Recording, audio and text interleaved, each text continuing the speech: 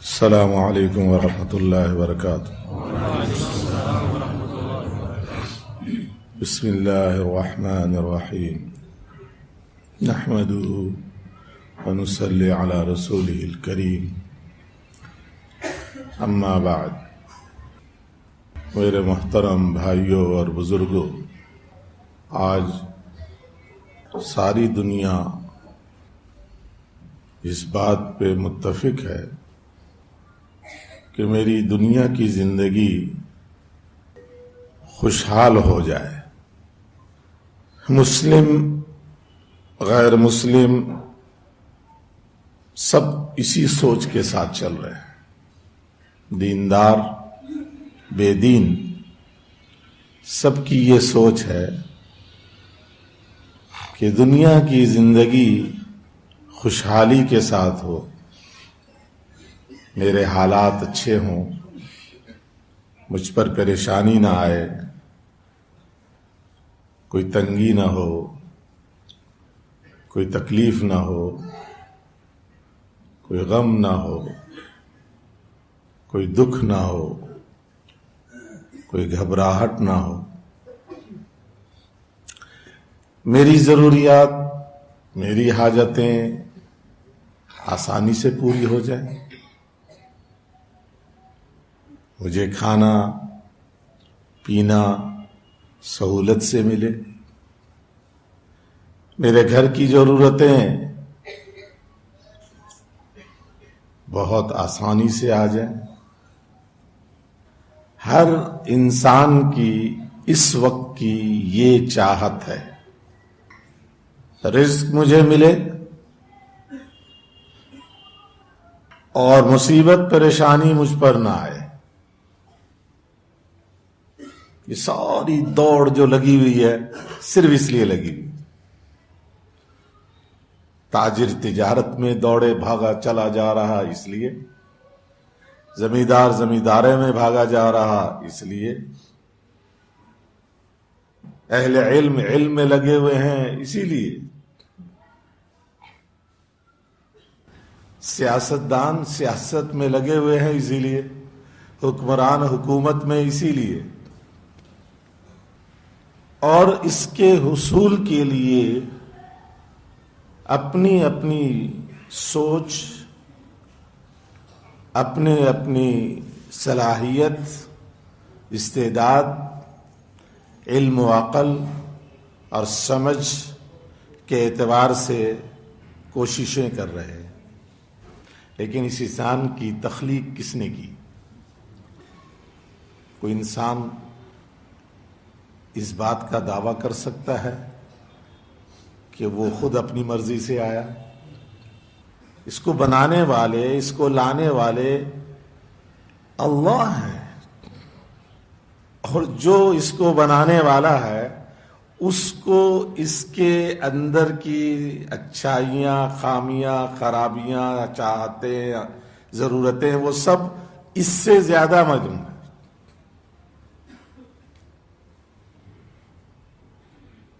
Machine کو بنانے والا، گاڑی بنانے والا، اس کو پتا ہے کہ اس گاڑی کی کیا کیا ضرورت ہے، اس کے ٹائر میں ہوا کتنی چاہیے، اس کے اندر تیل کون سا چاہیے، اس کے اندر پرزہ کون سا چاہیے، تو وہ ایک کتابچہ ساتھ دے دیتا ہے کہ یہ اس کی ضرورتیں ہیں، یہ اس کی حاجتیں۔ اس گاڑی کو نہیں پتا۔ یہ جو انسانی مشین ہے، اس انسانی مشین کو اپنا پتہ ہے کہ میرے اندر کیا کیا ضرورتیں ہیں، کیا کیا حاجتیں ہیں، کیا کیا خواہشات ہیں، کیا امید ہے، کیا آرزو ہے، کیا تمنا ہے، کیا چاہت ہے، یہ اسے پتہ ہے، لیکن ناقص پتہ ہے، کامل نہیں۔ اس کے ضرورتیں اور حاجتوں کا کامل علم اس کو بنانے والا اللہ، اس کو پتا ہے۔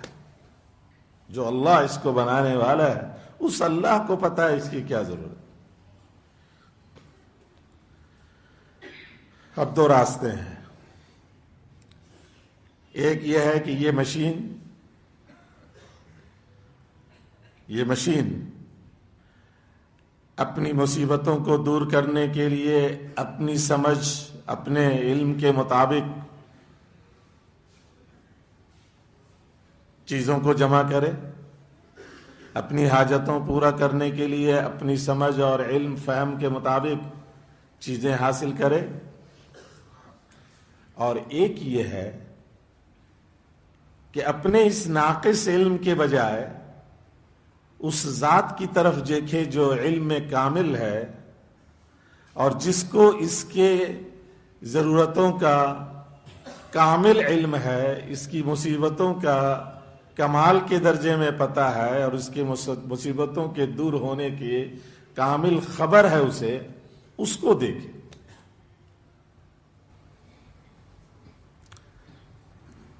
سارے انسان اپنے تئیں کوششوں میں لگے ہوئے ہیں، حکمران حکومت کے لائن سے، فوجی ترکیبوں سے، پولیس والے پولیسی نظام سے، سیاستدان سیاسی طریقوں سے، تاجر تجارت کے ذریعے سے، زمیندار زمیندارے کے ذریعے سے، ملازم ملازمت کے ذریعے سے، استاد استادی کے ذریعے سے، طالب علم طالب علمی کے ذریعے سے، سب لگے ہوئے ہیں کہ میری ہر حاجت پوری ہو جائے۔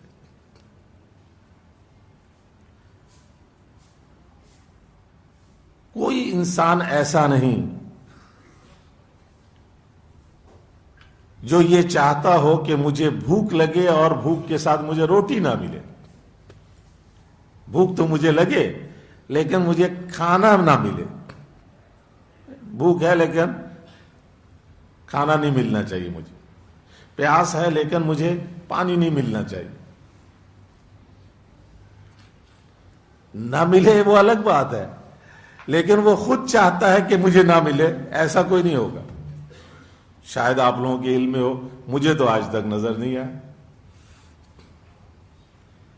دنیا جہاں میں پھرا، سینکڑوں ملکوں میں گیا، ہزاروں لاکھوں آدمیوں سے ملا، کوئی ایسا نہیں ملا کہ جو یہ چاہتا ہو کہ میں بیمار ہوں لیکن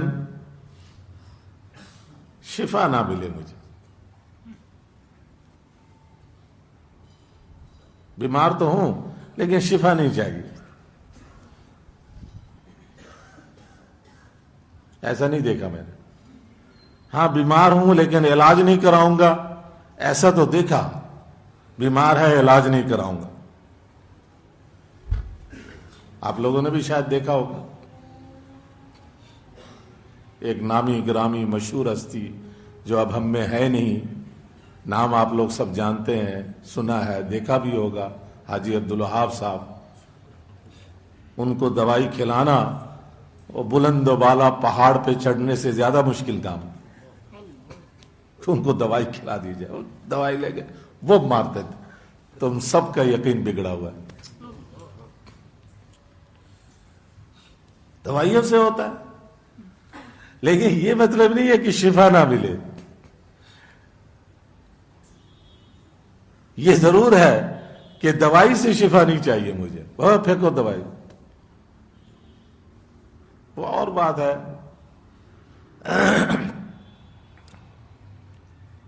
اہل اللہ کی صحبت سے بعض چیزیں اندر گھس جاتی ہیں۔ جب وہ چیز اندر گھس جاتی ہے تو پھر جتنے مرضی جتن کر لو وہ نہیں ہوتا، کچھ نہیں ہوتا۔ اندر ان کے یہ بات گھس چکی تھی مولانا الیاس صاحب رحمۃ اللہ علیہ کی صحبت سے، کہ فرماتے تھے کہ مولانا الیاس صاحب رحمۃ اللہ علیہ فرماتے تھے میرا ایمان ہے، میرا ایمان ہے، میرا ایمان ہے، انگریزی دوائی کھانے سے ایمان میں خلل آ جاوے ہے، ایمان میں خلل آ جاوے ہے، ایمان میں خلل آ جاوے ہے، 3 دفعہ فرماتے تھے۔ کوئی فتویٰ نہیں ہے، مفتی حضرات اب یہ بیٹھے ہوئے، لیکن اس اہل اللہ کا جتنا اللہ سے تعلق ہے اس کے اعتبار سے یہ ان کا تھا معاملہ۔ وہ حاجی صاحب ان کی صحبت سے ان کے اندر بھی وہ بات رچ بس گئی تھی.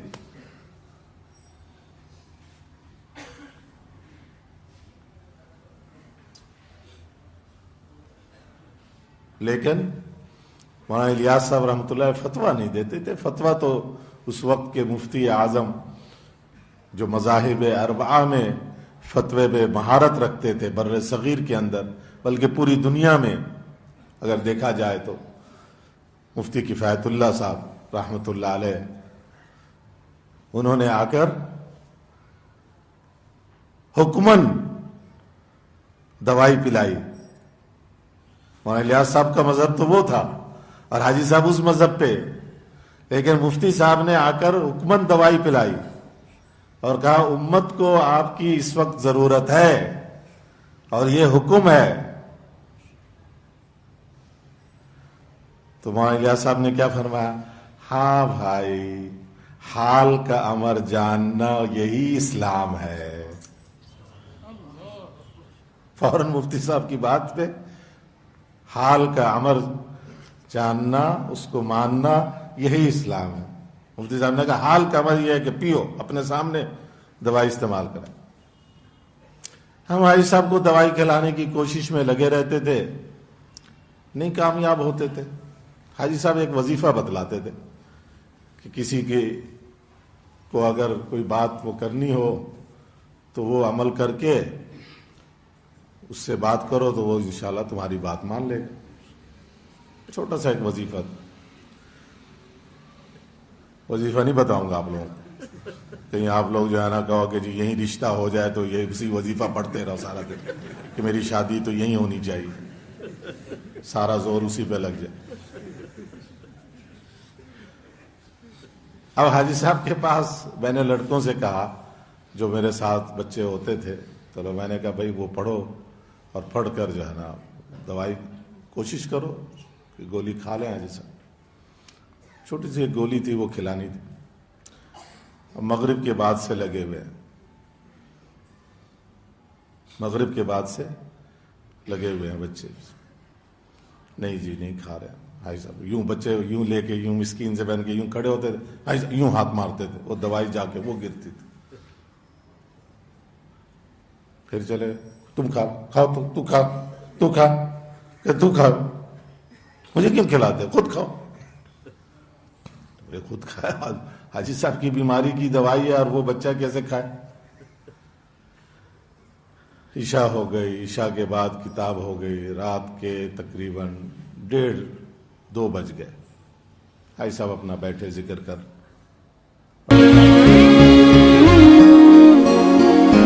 عید مبارک مبارک عید مبارک.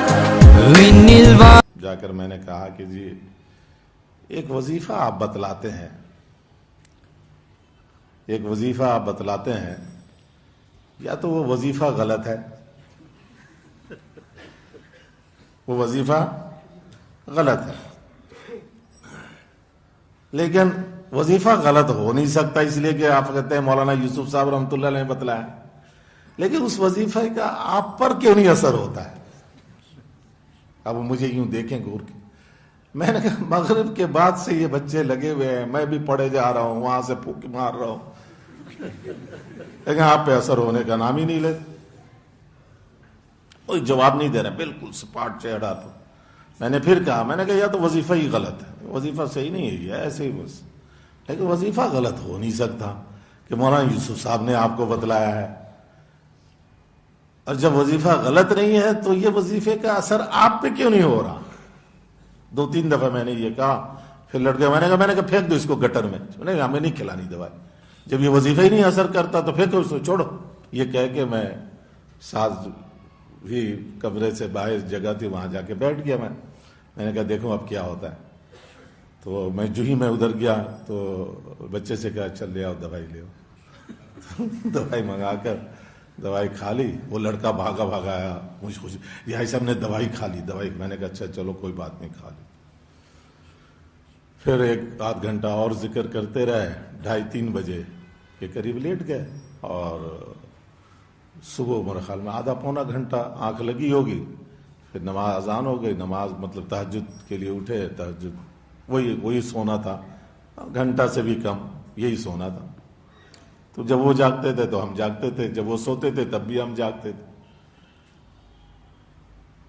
اب صبح فجر کی نماز جو ہوئی، اب تو فہیم کی خیر نہیں. مجھے کچھ نہیں کہا، اب ایک ایک کو بلانا شروع کیا. فلاں کو بلاؤ، فلاں کو بلاؤ، فلاں استاد کو بلاؤ، فلاں مقیم کو بلاؤ، فلاں ایک ایک کو بلاتے جائیں اور اس کو رات کی کہانی سنائے کہ یہ رات فہیم میرے اوپر غصہ کر رہا تھا کہ وظیفہ اثر نہیں کرتا. بھائی تو 2 رکعت نفل پڑھتا اور پھر استغفار کر کے دعا مانگتا، پھر وظیفہ کرتا، پھر اثر نہیں کرتا، پھر 2 رکعت نفل پڑھتا، پھر 2 رکعت نفل پڑھتا، پھر استغفار کرتا، پھر دعا مانگتا، پھر وظیفہ کرتا، پھر بھی اثر نہیں کرتا، پھر 2 رکعت نفل پڑھتا. ایک ایک کو بلا کر صبح فجر کی نماز سے لے کر رات عشاء کے بعد تک یہی کہانی سارا دن رائے کے ہر آدمی کو انہوں نے یہ سنا دی. رات فہیم میرے پر غصے ہو رہا تھا کہ وظیفہ جو ہے نا اثر کیوں نہیں کر رہا. انہوں نے کہا جی مولانا مفتی احمد ممتاز صاحب اصلاحی بیان کرتے ہیں. میں نے کہا اصلاحی بیان تو کرتے ہوں گے، لیکن وہی بات ہے کہ اصلاحی بیان میں کہتے ہوں گے یہ کرو یہ کرو، کہتے جی کیا تو تھا، اثر تو ہوا نہیں، اثر تو ہوا نہیں. ہم کہتے ہیں بس جھٹ منگنی پٹ بیا، ایک دفعہ پڑھ لے اور کام ہو جائے. بھائی صاحب کا مزاج تھا کہ مسلسل کیے جاؤ کیے جاؤ کیے جاؤ یہاں تک کہ وہ اثر کرنے لگ جائے. اتنا کرو اتنا کرو. اس پر قصہ سناتے تھے، کہتے ہمارا حال یہ ہے کہ 2-4 دفعہ پڑھا، ہوا نہیں ہوا جاؤ چھٹی، کوئی بات نہیں ہوتا، کوئی بات نہیں، فوراً اللہ کے غیر کی طرف بھاگ لی.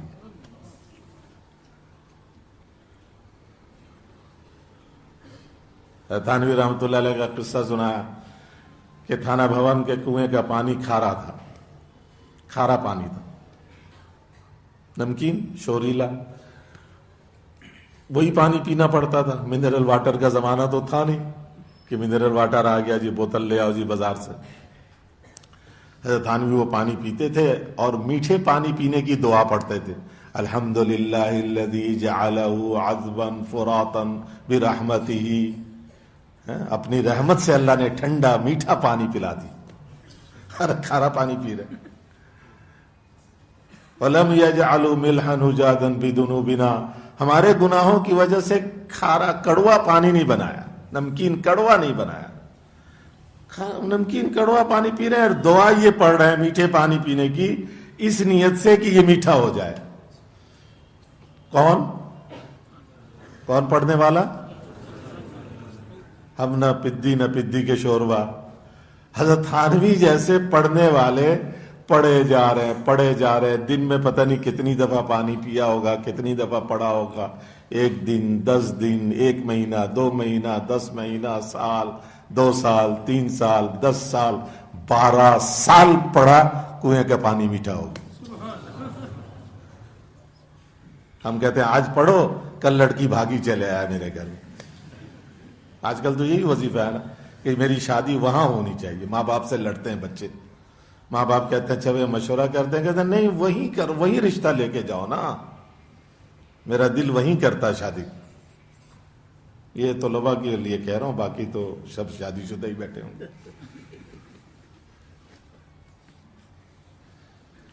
12 سال مسلسل پڑھتے رہے، 12 سال کے بعد کنویں کا پانی میٹھا ہو گیا. صحابہ کا یہ تھا معاملہ. اس وقت تک عمل کرتے جاؤ، لگے رہو. خواجہ مجذوب حضرت تھانوی کے خلیفہ کیا شعر کہتے ہیں؟ کھولیں یا نہ کھولیں در، تیری ہے کیوں اس پہ نظر، تو بس اپنا کام کر، یعنی کھٹکھٹائے جا. کھٹکھٹائے جا، ہمارا کام تو کھٹکھٹانا ہے. ہمارے مدینہ منورہ کے ذمہ دار تھے مولانا سعید احمد خان صاحب، مولانا الیاس صاحب کے ساتھ کام میں لگنے والے. حاجی صاحب نے کہا مولوی سعید صاحب تم لوگ جو ہے نا صلاۃ الحاجت پڑھ کے جو چیز مانگتے ہو اگر وہ چیز مل جائے تو تمہارا دل مطمئن ہو جاتا ہے. صلاۃ الحاجت پڑھ کر مانگی کہ اللہ ایک سواری مل جائے اور سواری مل گئی, اب مطمئن, واہ میرے صلاۃ الحاجت میں بڑا اثر ہو گیا. اور صلاۃ الحاجت پڑھ کر جو چیز مانگی وہ نہیں ملی تو دل افسردہ ہو جاتا ہے. حالانکہ نفس صلاۃ کی توفیق مل جانا اس چیز کے ملنے سے ہزارہ گنا زیادہ ہو کہ صلاۃ کی توفیق تجھے مل گئی. نفس صلاۃ الحاجت پہ ہر وقت ملے گا, یہاں ملے گا, موت کے وقت ملے گا, قبر میں ملے گا, حشر میں ملے گا, پل صراط پہ ملے گا, اور جنت میں جانے کے بعد بھی ہمیشہ ملتا ہی رہے گا اس نفس صلاۃ. میں نے اس حال میں جو اللہ کے امر, اللہ کے نبی کا جو طریقہ تھا, میں نے اس کو کر لیا, میں کامیاب ہو گیا. بس امر الہی کو پورا کر لینا, سنت نبی صلی اللہ علیہ وسلم پر عمل کر لینا, اس کی توفیق مل جانا, یہ میری کامیابی. اگلی چیز مجھے ملے نہ ملے وہ کامیابی کا مدار نہیں ہے. اگر مدار نتیجے پہ ہوتا تو یہ جو طلباء کے علاوہ حضرات ہیں یہ طلباء سے پوچھ لینا, دورے کے دوسرے طلباء, کیا حدیثوں میں آتا ہے کہ قیامت کے دن کتنے انبیاء ایسے اٹھیں گے کہ جن کے ماننے والا ایک بھی نہیں ہوگا اور وہ سارے انبیاء کامیاب ہیں. انہوں نے ان کے ذمے جو کام لگا تھا وہ کام انہوں نے کما حقہ کر دیا. بس آگے کسی مانا نتیجہ کچھ ہوا یا نہیں ہوا. نتیجے پہ کامیابی ناکامی نہیں ہے. کامیابی ناکامی کا یہ ہے کہ مجھے جو کام سونپا گیا میں نے وہ کام کیا جیسے کرنا چاہیے تھا یا نہیں کیا. اس کرنے پہ اگلے نے مانا نہیں مانا یہ میرے ذمہ نہیں ہے.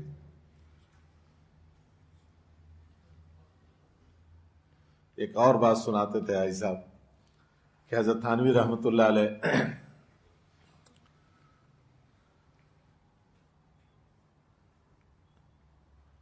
چاہتے تھے کہ تھانہ بھون میں جو ان کا علاقہ تھا وہاں اسٹیشن بن جائے, ریلوے اسٹیشن ہو جائے. ریلوے اسٹیشن تھا 1 میل کے فاصلے پہ تھا, جلال آباد.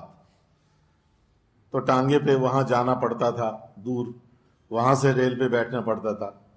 اب چاہتے تھے کہ ہمارے یہاں بھی بن جائے.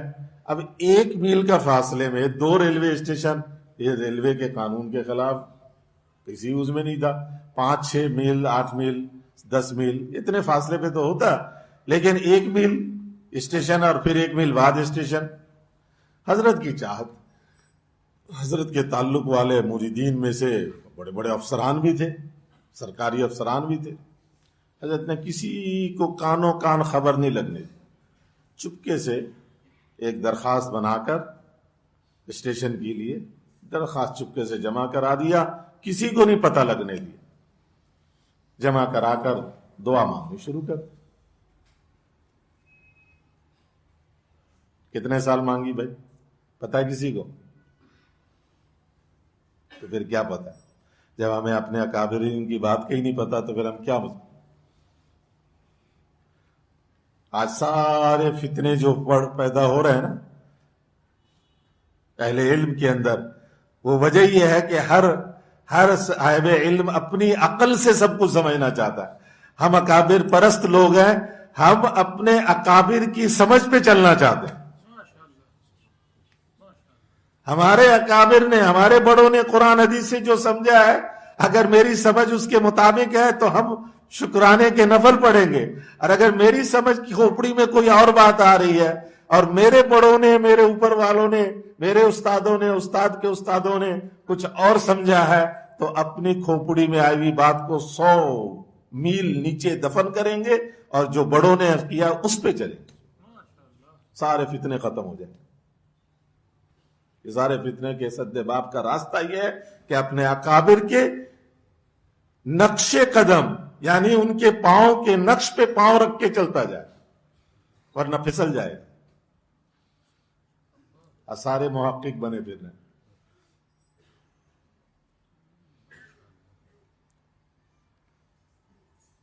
تو کتنے سال دعا مانگی ہوگی؟ میٹھے پانی کے لیے تو 12 سال میں کام ہو گیا تھا، اسٹیشن کے لیے کتنے سال میں؟ مجھے ہی بتانا پڑے گا۔ 18 سال دعا مانگی، 18 سال کے بعد حکم آ گیا کہ یہاں بھی اسٹیشن بنا دو۔ 1 میل کے فاصلے پہ 2 اسٹیشن بن گئے۔ باقی بات یہ ہے، ہم ہیں بڑے کمزور۔ اللہ پاک ہمیں 18 سال انتظار نہیں کرواتے، اس سے پہلے ہی ہمارا کام بنا دیتے ہیں۔ انہیں پتہ ہے اگر نہیں دیں گے تو یہ بھاگ جائے گا۔ اللہ کو پتہ ہے ہمارا کہ وہ کہتے جلدی دے دو، یہ کہیں اور ہی بھاگا جائے گا، اس لیے اللہ پاک جلدی کر دیتے ہیں ہمارے کام، لیکن تھوڑا سا، اتنی بھی جلدی نہیں، تھوڑا سا وہ دیتے ہیں۔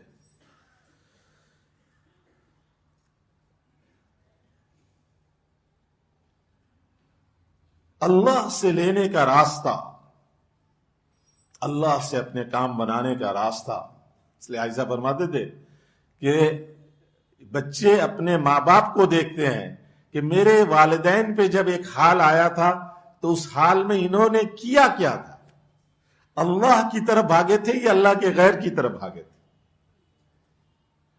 طلباء جو ہے اپنے اساتذہ کو دیکھتے ہیں کہ ہمارے اساتذہ پر، ہمارے مدرسے پر حال آیا تو ہمارے استادوں نے کیا کیا۔ ہمارے رائے منڈ میں بیرون کے طلباء بہت پڑھتے ہیں تو ان کے ویزے ووزوں کے مسئلے آتے رہتے ہیں، جی ویزا نہیں بڑھا رہے ہیں، حکومت رد کر رہی ہے، تو اب ہم حاجی صاحب کے پاس پہنچ جاتے تھے تو حاجی صاحب فوراً اس عمل کو کراؤ، اس پہ بیٹھاؤ، اس عمل کو کراؤ، اس پہ بیٹھاؤ۔ یہ نہیں کہتے تھے کہ فلاں فوجی سے بات کر لو، فلاں وزیر وہ جو ہے نا اس کو فون کرو۔ اب ان طلباء کو پتہ چل گیا، اب سارے مدرسے والے عمل کر رہے ہیں۔ میں نے کہا جی جو مبتلا بھی ہیں ان سے زیادہ کرواؤ۔ یہاں کیا کہتے ہیں، حضرت دعا کر دے۔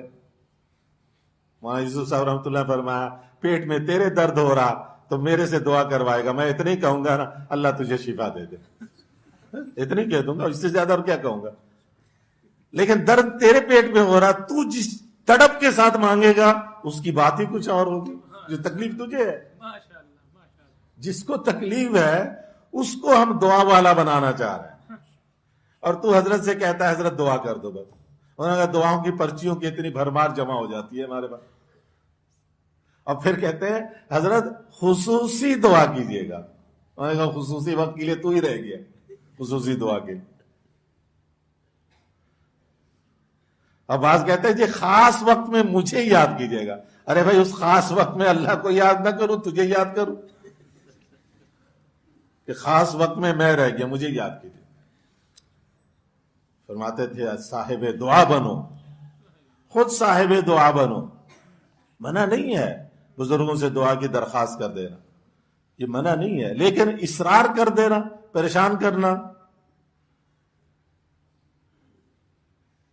جو مبتلا بھی ہی ہے، اما عائشہ صدیقہ سیدہ طیبہ طاہرہ رضی اللہ تعالی عنہا پر بہتان لگا، سارا مدینہ کوہرام میں، سید الانبیاء پہ پریشانی کے پہاڑ گرے ہوئے، صدیق اکبر پہ غم کا پہاڑ ٹوٹا ہوا ہے کہ میرے لخت جگر پر الزام، انگلی اٹھ گئی ہے، 3.5 گواہی پوری ہے، آدھی گواہی باقی ہے۔ کیا مدینے کا منظر ہیبت ناک ہولناک بنا ہوا ہے، صحابہ کے حلق سے لقمہ نہیں اترتا، پانی کا گھونٹ نہیں اترتا۔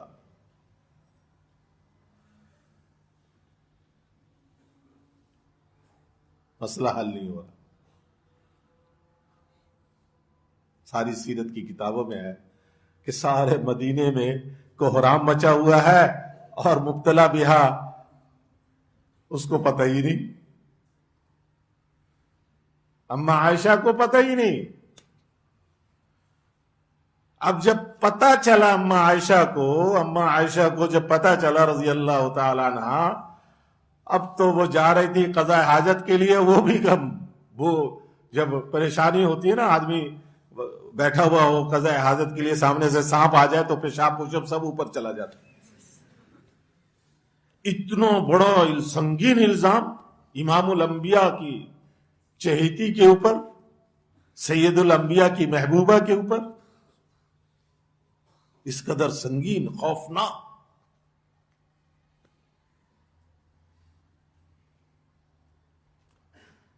جب مبتلا بہا پریشان ہوئی اور اس کو پتا چلا اس کی پریشانی پر جو عرش ہلا ہے، تو پھر وہاں سے برات ظاہر ہوئی. پھر یہ ناز ہے، یہ انداز ہے، اسی لاڈلی کا یہ مقام ہے کہ جب کہا کہ جا حضور کا شکریہ ادا کر. میں کیوں شکریہ ادا کروں؟ یہ اماں عائشہ کے علاوہ کوئی کہے تو شاید مفتی حضرات کفر کا فتویٰ لگا دے کہ نبی کے شان میں یہ بات کرنا شاید کفر کے زمرے میں آ جائے. میں کہا ان کا کیوں شکریہ ادا کروں؟ میں اپنے رب کا کیوں نہ شکریہ کروں جو ساتوں آسمان کے اوپر سے میری صفائی پیش کر رہا. یہ تو ٹو میں لگے ہوئے تھے، صحیح بات بتا دو، ہاں پوچھ لو. جس پر کوئی مسئلہ آیا ہوا ہو، جب وہ پریشان ہوتا ہے تو پھر آسمان سے فتوحات کے دروازے کھلتے. ہم سب مسائل میں گھرے ہوئے ہیں، لیکن اپنے مسائل کا حل دو راستے سے چاہتے ہیں. دو راستے سے چاہتے ہیں، یا تو غیر اللہ سے چاہتے ہیں، غیر اللہ سے چاہتے ہیں براہ راست، اور یا اللہ سے چاہتے ہیں لیکن غیر اللہ کے واسطے سے، کہ فلاں بزرگ سے کرا لو، فلاں پیر سے کرا لو، فلاں شیخ سے کرا دو، فلاں استاد سے کرا لو. براہ راست اللہ سے کرانے کی ہمارے میں عادت نہیں پڑی. ایک سیاسی آیا، بڑا مشہور آدمی پاکستان، تو حاجی صاحب رحمت اللہ علیہ اس پر غصے ہوئے. انہوں نے کہا تم سیاسیوں کا مزاج یہ ہے کہ تم لوگوں کا کام کرتے ہو لیکن اس طریقے سے کرتے ہو کہ جب بھی اس پر ضرورت آئے، جب بھی یہ پریشان ہو، پھر تمہارے پاس آئے. اس کو باندھے رکھتے ہو اپنے ساتھ. ہم لوگوں کو ان اعمال کی طرف لگاتے ہیں کہ جب بھی اس پر کوئی مسئلہ ہے وہ عمل کرے، کام کروا لے.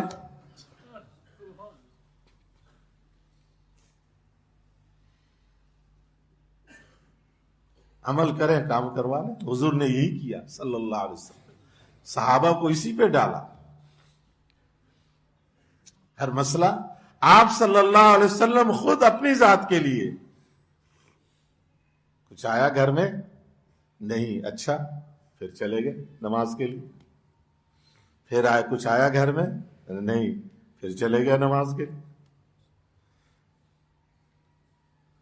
حالانکہ مدینہ منورہ میں اگر اشارے کنائے سے بھی کسی گھر میں خبر پہنچ جاتی کہ حضور بھوکے ہیں، گھر میں ان کے کچھ نہیں ہے، تو کیا نہیں بھیجتے؟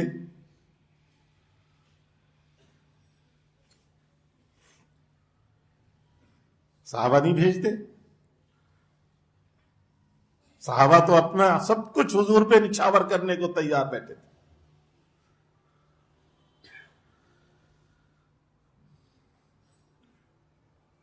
ایک آسان راستہ ہے، بہت آسان.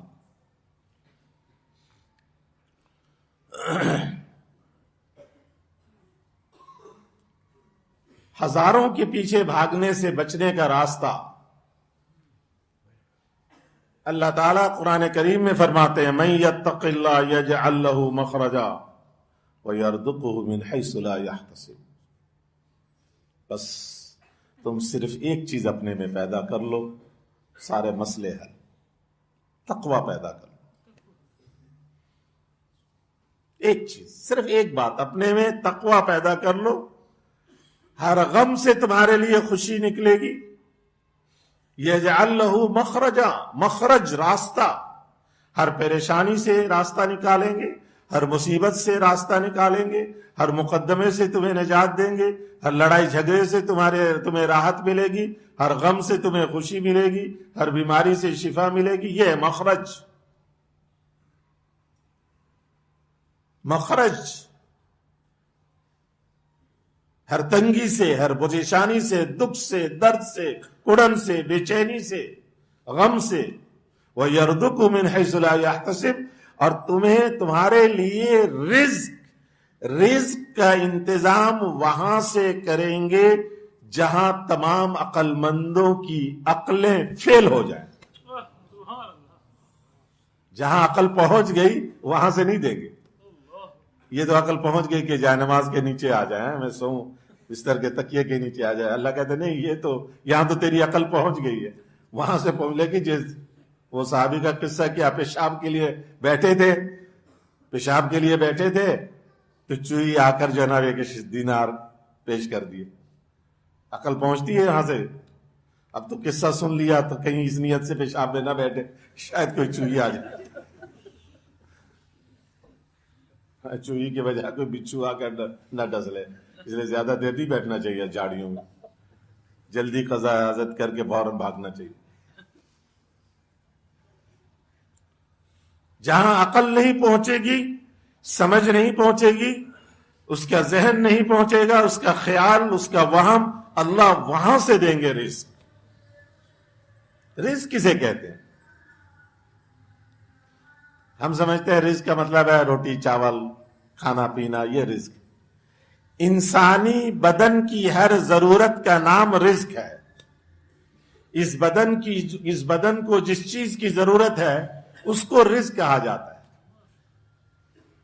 اس کو خوراک کی ضرورت ہے, رزق ہے. اس کو علاج کی ضرورت ہے, رزق ہے. اس کو پینے کی مشروبات کی ضرورت ہے, وہ رزق ہے. اس کو سردی کے اعتبار سے لباس کی ضرورت ہے, رزق ہے. اس کو گرمی کے اعتبار سے کپڑوں کی ضرورت ہے, وہ رزق ہے. اس کو ادھر سے ادھر آنے جانے کے لیے سواری کی ضرورت ہے, سواری رزق ہے. یہ مرد ہے, یہ برد ہے. اس کو اپنی فطری تقاضے کی تکمیل کے لیے, اپنی خواہشات کی پورا کرنے کے لیے ایک نیک صالح بیوی کی ضرورت ہے, وہ رزق ہے. بیوی رزق ہے. ایک عورت ہے اور اس عورت کے اندر اللہ نے کچھ فطری تقاضے رکھے ہیں, ان فطری تقاضے کی تکمیل کے لیے اس کو ایک محبت کرنے والا نیک خاوند چاہیے. یہ خاوند اس عورت کے لیے رزق ہے. اب یہ ماں باپ بن گئے, میاں بیوی بن گئے.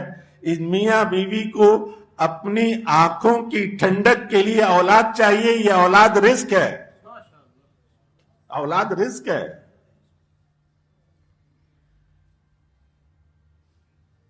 ایک چیز حاصل کرے اپنے اندر, ایک بات پیدا کرے, تقوی پیدا کرے. تقوی, جو ہی تقوی پیدا کیا, اللہ پاک کی طرف سے رزق, غم و پریشانی دور اور رزق کی فراوانی شروع. تقوی کیسے پیدا کرے گا؟ وہ کیا چیز ہے کہ جس کو اندر لے آئے تو آدمی متقی بن جائے؟ اللہ نے شروع میں, قرآن کے بالکل شروع میں فرما دیا, الف لام میم ذالک الکتاب لا ریب فیہ ھدی للمتقین. اس کتاب میں شک و شبہ کی کوئی گنجائش نہیں ہے, کسی تردد اضطراب کی یہاں پہ کوئی گنجائش نہیں. اور یہ کتاب رہبری کرتی ہے, رہنمائی کرتی ہے, سجھاتی ہے, سمجھاتی ہے, راہ دکھلاتی ہے, سیدھے راستے پر چلاتی ہے, کامیابی پہ پہنچاتی ہے. یہ سب ہے ہدن. کس کے لیے؟ متقیوں کو, للمتقین. جو تقوی جنہوں نے پیدا کر لیا ان پر نہیں, جو تقوی کے راستے پر پہلا قدم رکھے اس کے لیے شروع ہو جاتا ہے. یہ دنیا میں کہیں نہیں ہے کہ نوکری کے پہلے دن سے ہی آنا شروع ہو جائے, کہتے 30 دن کام کرو اس کے بعد ملے گا. یہاں پہلے دن پہلا قدم رکھتے ہی شروع ہو گیا. جو تقوی میں بڑھتا جائے گا تو اور چیزیں پاتا ہی چلا جائے گا. آگے کیا فرمایا؟ متقین کون ہے؟ الذین یؤمنون بالغیب. پہلی صفت تقوی پیدا کرنے کے لیے سب سے پہلی صفت بن دیکھے ایمان لانا. یؤمنون بالغیب, بن دیکھے ایمان لانا. شاہ عبد القادر محدث دہلوی رحمت اللہ علیہ ترجمہ کرتے بن دیکھے ایمان لانا. قرآن کا جو اردو ترجمہ ہے, سب سے پہلا با محاورہ اردو ترجمہ شاہ عبد القادر محدث دہلوی شاہ ولی اللہ رحمۃ اللہ علیہ کے تیسرے صاحبزادے، انہوں نے کیا سب سے پہلا اردو لفظی ترجمہ قرآن پاک کا شاہ ولی اللہ رحمۃ اللہ علیہ کے دوسرے صاحبزادے شاہ رفیع الدین صاحب نے کیا۔ اس خاندان کو اللہ نے اس لیے نوازا ہے۔ جتنے بھی اردو تراجم ہیں سب اس سے مستفاد ہے۔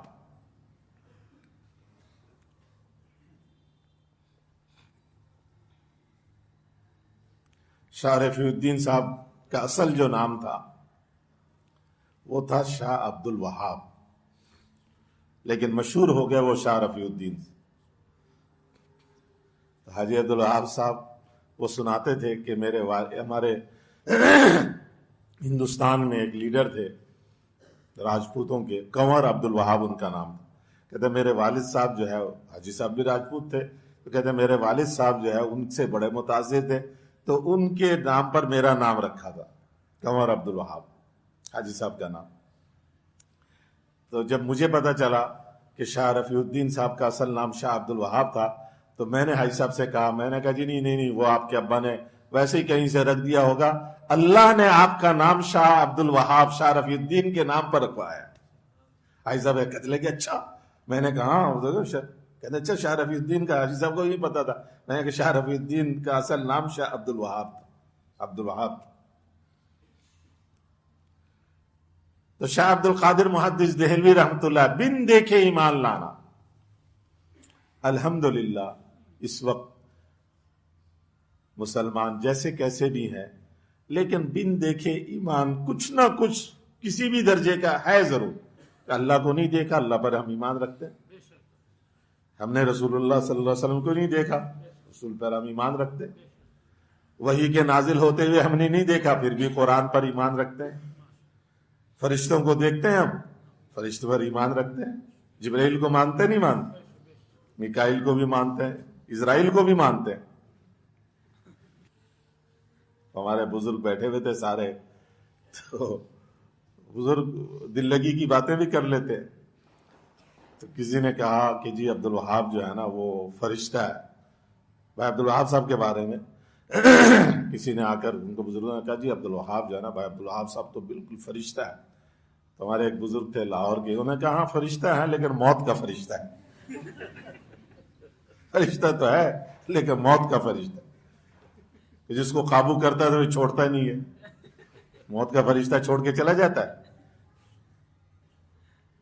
جس کو پتا ہے کہ اس کو قابو کرنا ہے تو اس کو چھوڑ کے تھوڑی جاتا ہے۔ حاجی صاحب کو چھوڑ کے چلا گیا تھا، ویسے ایک دفعہ نہیں کئی دفعہ۔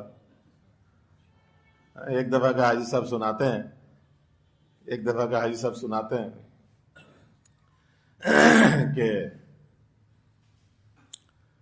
ڈاکٹروں نے ہسپتال میں تھے، ڈاکٹروں نے جو ڈاکٹر اندر تھے انہوں نے کہا حاجی صاحب تو رخصت ہو گئے، تو وہ جو ڈرپ شریپ لگایا ہوا تھا وہ سب نکال دیا، اور پٹی بھی باندھ دی، انگوٹھے بھی باندھ دیے، آنکھیں وغیرہ جو ہے بند کر دی، سب چیزیں مشین فلیٹ ہو گئے، سب کچھ ختم ہو گیا۔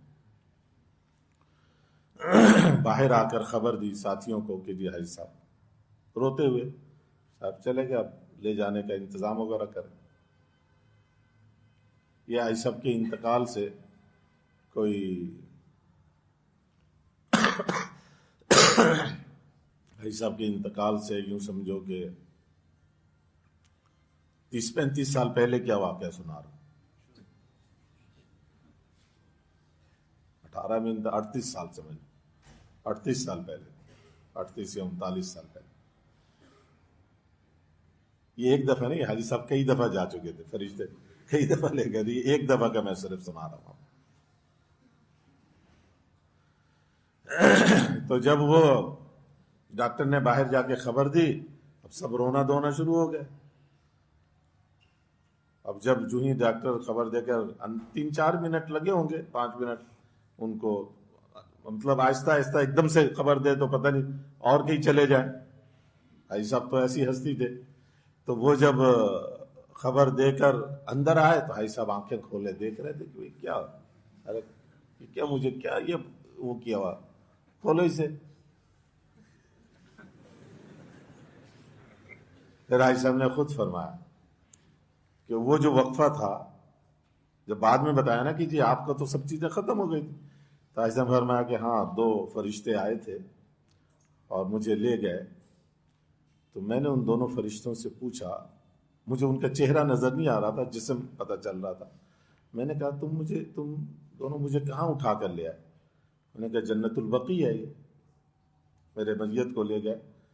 یہ مکالمہ ہو رہا حاجی صاحب کا اور ان کا کہ یہ جنت البقیع ہے. تو حاجی صاحب نے فرمایا کہ مولانا یاس صاحب، مولانا یوسف صاحب تو یہاں نہیں ہے. انہوں نے کہا نہیں، وہ تو نظام الدین میں ہے. انہوں نے کہا تمہارے لیے کیا مشکل ہے، تم ان دونوں کو اٹھا کر یہاں لے آؤ، میں تو نہیں ہے یہاں دفن ہوں گا.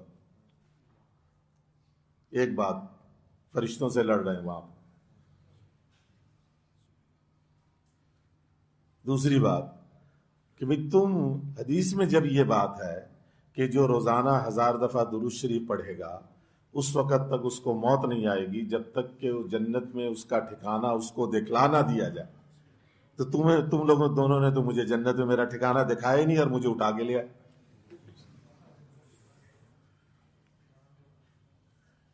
1000 دفعہ نہیں، ہزاروں دفعہ پڑھتے تھے درود شریف روزانہ، ہزاروں. اور درود شریف کیا ہزاروں ان کے وظائف تھے کہ جس کو ہم صرف سوچ سکتے ہیں، کر نہیں سکتے. اس کا 10واں حصہ بھی نہیں کر سکتے. 10واں کیا، میں تو خیال ہے 100واں حصہ بھی نہیں کر سکتے.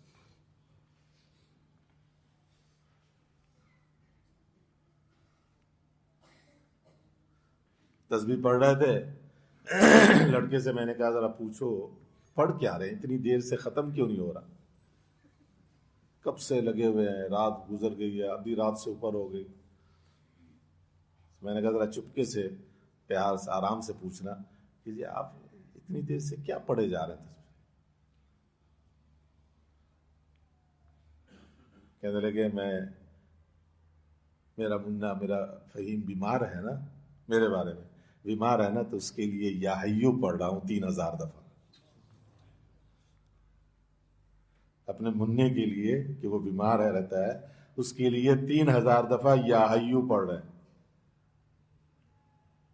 کہ 3000 دفعہ یا حیو پڑھوں گا تو اس کی بیماری اللہ دور کر دیں گے. تو فرشتوں میں سے ایک نے دوسرے سے کہا بات تو صحیح کہہ رہا ہے، چل بھائی واپس کر کے آتے. تو فرشتے لے گئے، واپس چھوڑ گئے. اتنے میں یہ باہر والے اندر گئے تو حاجی صاحب جاگ رہے تھے. یہ ایک دفعہ کا واقعہ، اور اس کے علاوہ جو اور بھی ہیں خیر اس کی ضرورت نہیں ہے. تو جب آخری دفعہ انتقال کے وقت اذان ہو رہی تھی فجر کی، اور میں ساری رات یوں ٹک ٹکی باندھے بیٹھا مشین دیکھ رہا تھا کہ مشین جو ہے نا فلیٹ ہے، اس کو بلڈ پریشر وہ دیکھنا چاہتا تھا، نبض کہیں سے ملے ہی نہیں. میں نے فون کیا مولانا جمشید صاحب رحمۃ اللہ علیہ کے صاحبزادے، ہمارے جو استاد ہیں رائے میں مولانا خورشید صاحب، ان کو فون کیا. میں نے کہا جی حاجی صاحب رخصت ہو گئے. ان کو فون کر کے میں کمرے میں داخل ہوا تو مشین پھر چلنی شروع ہو گئی. جو مشین لگاتے ہیں جس میں سارا بتاتے ہیں. میں نے جلدی سے مولانا خورشید صاحب کو فون کیا. میں نے کہا ابھی کسی کو بتائیے گا نہیں، کوئی پتہ نہیں ایسا پھر واپس آ جائے. اب تک کئی دفعہ تو ہو چکا تھا. میں نے کہا بتائیے گا نہیں ابھی کسی کو، مشین پھر چلو. ابھی میں نے یہ کہا ہی تھا، لیکن یہ آخری چراغ بجھنے کا جو شعلہ تھا وہ تھا. بس یوں ہوا اور پھر حاجی صاحب رخصت ہو.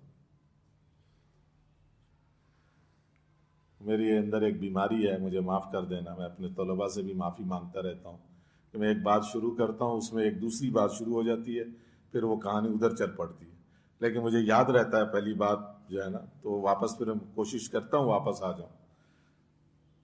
تو بات چل رہی تھی تقوی پر، اور چلتے چلتے عبدالوہاب پر آ گئے، اور پھر حاجی صاحب کی بات شروع ہو.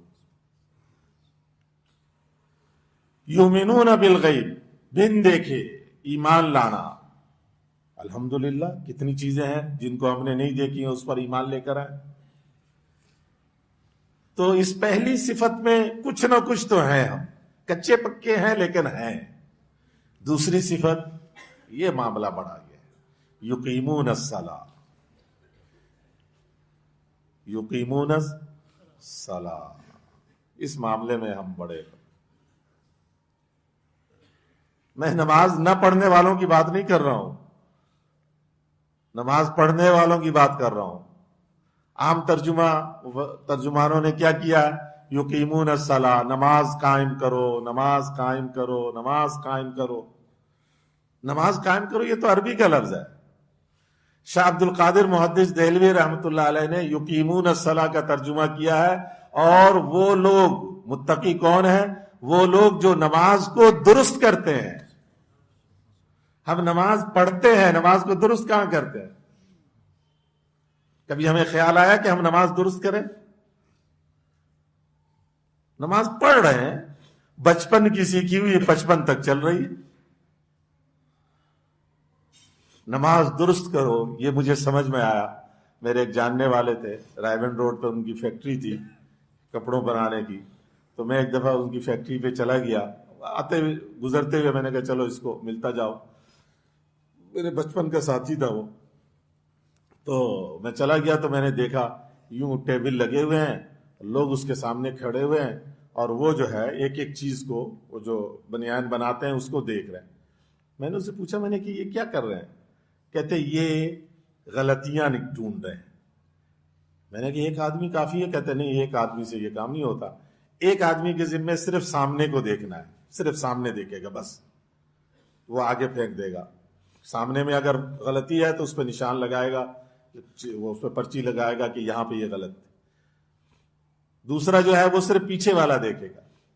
تیسرا جو ہے صرف آستینوں کو دیکھے گا. چوتھا صرف جیب کو دیکھے گا. اگر بٹن والا ہے تو اس سے اگلا صرف بٹن کو دیکھے گا، کاج کو دیکھے گا. یہ جو بہن لگا ہوا ہے صرف اس کو دیکھے گا. ایک ایک چیز کے لیے ایک ایک آدمی رکھا ہوا تھا. میں نے کہا پھر؟ کہتے یہ دیکھ کر ہمیں ارے اس چیز بناوٹ میں جو نقائص ہیں، اگلا جو ہم مال بنائیں گے اس میں نقائص یہ نہ پیدا ہو. میں نے کہا اوہو، یقیمون الصلاۃ مجھے آج سمجھ میں آ گیا. میں نے اس کو کہا، میں نے کہا آج مجھے یقیمون الصلاۃ کا پتہ چل گیا کہ جو پچھلا مال ہے اس میں پہلے دیکھو اس میں نقائص کیا تھے، پھر جو اگلا مال بنانا ہے اس میں ان نقائص سے بچنے کی کوشش، محنت. یہ ہے یقیمون الصلاۃ. مغرب پڑھی ہے نا، اب عشاء سے پہلے بیٹھنا، یہ جو نمازوں سے پہلے سنتیں ہیں یہ اس لیے ہے کہ پچھلے میں مغرب میں جو کمی ہوئی، جو نقص رہ گیا، وہ عشاء میں نہیں کہ دہراؤں گا. یہ نماز کو درست کرنے کی فکر سے نماز پڑھ رہا. اب فجر کی نماز میں عشاء کی نماز کو سوچ رہا، ظہر کی نماز میں پچھلے فجر کو سوچ رہا، عصر میں ظہر کو سوچ رہا کہ 4 رکعت نماز تھی. بیٹھ کے سوچ رہا کہ یار یہ جہری نماز تھی، امام نے سورت کون سی پڑھی تھی؟ میں تو کہیں اور تھا، مجھے تو یاد ہی نہیں ہے کہ امام نے سورت کون سی پڑھی تھی. اور اس کو یاد ہی نہیں ہے میں نے تسبیح 3 دفعہ پڑھی تھی یا 5 دفعہ پڑھی تھی رکوع میں سجدے میں. دھیان میرا کہاں تھا، رکوع میرا کیسا تھا، ہاتھ میں نے کہاں باندھے تھے، نظر کہاں رکھی تھی. اب ان سب چیزوں کو سوچ رہا. اوہو، 4 رکعت میں تو مجھے کچھ بھی پتا نہیں کہ میری یہ 2 رکعت 4 رکعت کیسی ہوئی. اب اس پر رنجیدہ ہے. اچھا اے اللہ معاف کر دے، پچھلے معاف کر دے. اب جو عشاء پڑھوں گا نا پورے دھیان جما کے پڑھوں گا. اب عشاء کی ہر رکعت میں دھیان جمانے کی کوشش کر رہا، لیکن 1 رکعت میں بھی کامیاب نہیں ہوا. کوشش نہیں چھوڑی اس نے، لیکن 1 رکعت میں بھی کامیاب نہیں ہوا. دھیان ادھر سے ادھر بھٹکتا رہا، لیکن لگا رہا، کھینچنے کی کوشش کرتا رہا. نہیں، دھیان قابو کر کے رکھنا ہے. اگر 100 میں سے 1% بھی دھیان قابو میں کر لیا کامیاب ہو گیا. اب گاڑی چل پڑی. اب اس کی پروڈکشن جو ہے، اس کے مال میں درستگی آنی شروع ہو گئی. ورنہ پھر وہی حال ہوگا کہ ایک مسجد میں امام صاحب سے 100 ہو گیا کہ 3 رکعت پڑھی تھی یا 4 رکعت، 3 رکعت پڑھی تھی یا 4 رکعت. اب لوگوں میں خسر نہیں جی 3 ہوئی ہے، نہیں جی 4 ہوئی ہے. ایک مقتدی جو تھا وہ کہنے لگا نہیں پکی بات ہے، بڑے وثوق کی بات ہے کہ 3 ہی رکعت ہوئی ہے۔ انہوں نے کہا تم اتنی پکی بات کیسے کرے؟ میں نے کہا بات یہ ہے کہ میری ہے 4 دکان، ہر رکعت میں 1 دکان کا حساب کر لیتا تھا، آج 3 دکان کا حساب پورا ہوا، 1 رہ گیا، اس کا مطلب 3 ہی رکعت ہوئی۔ ہماری نماز کا حال تو یہ ہے۔ وہ ایک بیچارے اس نے تو کہہ دیا، ہم کہتے نہیں پر اپنی بزرگی جتلاتے ہیں، ورنہ حال ہم سب کا ایک ہی ہے۔ پتہ نہیں کہاں کہاں ہم بھاگ دوڑ کر رہے تھے۔ اس سے پہلے بڑے حاضر دماغ رہتے ہیں، جو ہی اللہ اکبر کہتے ہیں اور اس کے بعد پتہ نہیں کہاں کن وادیوں میں گھوم رہے ہیں، سیر کر رہے ہیں، اور جب امام السلام علیکم ورحمۃ اللہ پھر حاضر آ جاتے، واپس آ جاتے۔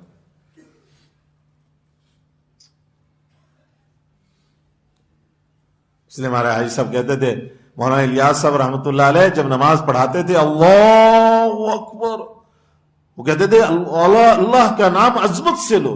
مولانا الیاس صاحب جب اللہ کہتے تھے تو ایسا لگتا تھا اللہ کی عظمت چھلک رہی ہے ان کے اندر سے، اللہ کی عظمت، اللہ۔ ہمارے طلبہ اذان دیتے تھے تو بھائی صاحب بلا تو کہتے اس کو کہو یہ اس نے اذان دی ہے، اس نے تو اذان پڑھی ہے۔ اذان پڑھنا اور چیز، اذان دینا اور چیز۔ اذان دینا ندا اللہ، ایک عالی شان ذات کے لیے پکار رہا ہے، کہتے اللہ اکبر اللہ اکبر اللہ اکبر اللہ اکبر، کہتے یہ کیا ہے؟ یہ اذان دے رہا ہے۔ اسلام کو پر کر کے اللہ۔ ہمارے استاد تھے خیر المدارس میں علامہ کشمیری صاحب، تو وہ خود فرماتے تھے، وہ علامہ کشمیری صاحب مولانا سلیم اللہ خان صاحب مفتی ولی حسن صاحب ان کے بھی استاد، دیوبند میں ان کو پڑھایا تھا، ان دونوں نے دیوبند میں ان سے پڑھا تھا۔ ہمارے بھی استاد تھے ترمذی شریف، ہم نے ان سے پڑھی تھی، تو بخاری کی بسم اللہ انہوں نے کرائی تھی ہمیں۔ علامہ کشمیری صاحب فرماتے تھے پورے ملتان شہر میں کوئی ایک بھی مؤذن سنت کے مطابق اذان نہیں دیتا، سوائے ایک وابدہ کالونی کے مؤذن کے، باقی کوئی بھی نہیں۔ اور فرماتے تھے کہ سب سے زیادہ خلاف سنت اذان دینے والا مؤذن وہ خیر المدارس کا مؤذن، اور اس کے اذان کی پورے ملتان شہر میں دھوم تھی، ایسا اذان دیتا تھا، ایسے لے لگاتا تھا، اور ماشاءاللہ مینارے کے اوپر، اور اتنا خصوصاً فجر کی اذان تو پورے ملتان میں سنائی دیتی۔ علامہ صاحب فرماتے تھے سب سے زیادہ خلاف سنت اذان اس مدرسے کے مؤذن کی۔ ہمارے حاجی صاحب بھی یہ کہتے تھے یہ کیا ہے لگا رکھا آواز میں، یہ اتار چڑھاؤ، یہ کیا ہے؟ ندا ہے، ندا میں اس طرح تھوڑی ہوتا ہے، پکار، عظمت والے، کبریائی والے، بزرگی والے اللہ کی طرف پکار، اللہ اکبر۔ یقیمون الصلاۃ، جو نماز کو درست کرتے ہو، اللہ کی عظمت اندر بھری ہوئی ہے، اس کے لیے نماز پڑھ رہا۔ ہر نماز سے پہلے جو پچھلی نماز کی غلطیوں کو سوچ رہا ہے اور اس موجودہ نماز میں اس کو نہ دہرانے کی نیت کر کے کوشش کر رہا ہے، یہ نماز کی درستگی پہ چلا ہے۔ جب نماز درست ہوگی تو پھر پتہ چلے گا کلمہ نماز۔ اور یوسف صاحب رحمۃ اللہ علیہ فرماتے تھے کہ اصل تو ہے ہی کلمہ نماز۔ کسی نے کہہ دیا جی تبلیغ والے صرف کلمہ نماز کی بات کرتے ہیں، کلمہ نماز سے کیا ہوتا ہے؟ فرمایا کہ اس امت کا تو نعرہ یہ ہونا چاہیے تھا، پڑھ کلمہ سیکھ نماز، پڑھ کلمہ سیکھ نماز۔ کلمے کا یقین اندر گھستا جاتا، اللہ سے ہوتا ہے، اللہ کے غیر سے نہیں ہوتا۔ کس قوت سے کہتے تھے حاجی صاحب؟ ایک صاحب نے کہا کہ میں تصویر لے کر بیٹھا کہ دیکھوں کہ حاجی صاحب بیان میں کتنی دفعہ اللہ اللہ کرتے ہیں، اللہ سے ہوتا ہے، زمین اللہ نے بنائی، آسمان اللہ نے بنایا، چاند سورج اللہ نے بنایا، اللہ کے غیر سے نہیں ہوتا، اللہ سے ہوتا، اللہ کے غیر تو اللہ اللہ کے ایک اس میں کتنی دفعہ کہا کہ میں تسبیح لے کر گننا شروع ہوا. اس وقت وہ کاؤنٹر وغیرہ تھے نہیں، تو کہتا میں گنتا رہا 100 200 300 400 500. جب 500 دفعہ ہو گیا تو میں نے چھوڑ دیا گننا. ابھی بیان ختم نہیں ہوا تھا. ایک بیان میں 500 دفعہ لفظ اللہ کو بولا گیا. ابھی بیان باقی تھا، پتہ نہیں اور کتنا کہا ہوگا، اور صبح سے لے کر رات تک کتنا کہا ہوگا. ایسے ہی نہیں لوگ بھاگے چلے آئے کہ ان کے جنازے پہ جانا. لاکھ روپے دے کرایہ دے کر کراچی سے لوگ پہنچ گئے کہ کچھ بھی ہو جائے ان کے جنازے میں شریک ہونا. اللہ. حضرت گنگوہی رحمۃ اللہ علیہ فرماتے تھے، حاجی صاحب نے سنا کہ حضرت گنگوہی فرماتے تھے بے دھیانی سے بھی اللہ کا نام لینا نفع سے خالی نہیں ہے. بے دھیانی غفلت کے ساتھ بھی اللہ کا نام لے، وہ بھی نفع سے خالی نہیں. تو دھیان والے سے کیا کیا کام بنے گا. ہمارا جمشید صاحب رحمۃ اللہ فرماتے تھے کہ نماز میں ایک لمحے کے لیے بھی اللہ کا دھیان آ گیا، ہو گیا کام. لیکن جو ہم چاہتے ہیں ہمارا سارا مسئلہ حل ہو جائے، اس کے لیے تو کچھ اور کرنا پڑے گا. وہ نماز کا کام تو ہو گیا، یہ نماز بنا دے گی. تو وہاں یوسف صاحب سے جب کسی نے کہا نا کہ جی کلمہ نماز سے کیا ہوتا، کسی نے کہا، وہاں یوسف صاحب جلال میں آ گئے. احمق کہتا ہے کلمہ نماز سے کیا ہوتا ہے. موسیٰ علیہ السلام کے کلمہ نماز سے فرعون کی 400 سالہ حکومت کو اللہ نے غرق کر دیا. امام الانبیاء کے کلمہ نماز سے کچھ نہیں ہوتا. حضور صلی اللہ علیہ وسلم کے کلمہ اور نماز کچھ نہیں ہوگا. اس لیے کلمہ بنانا، نماز کو سدھارنا. یقیمون الصلاۃ، نماز کو درست کرتے ہیں. ظاہر نماز کے لیے آتے رہے، مسجد میں آتے رہے. ہمارے بھائی صاحب نے ابھی مسجد بنائی ہے، مفتی صاحب کے بڑے دوست ہیں، ان کے صدقے مفتی صاحب کچھ ہم پر بھی نظر کرم کر دیتے ہیں. دوستی اصل ان سے ہے. تو انہوں نے کہا کہ جی تم آ کر والد صاحب کے اصالہ ثواب کے لیے اورنگی 11:30 میں جمعے کی نماز سے افتتاح کرنا تھا، تو مجھے اس لیے آنا پڑا دائیونڈ سے. میں نے کہا چلو پہلے چلے جاتے ہیں.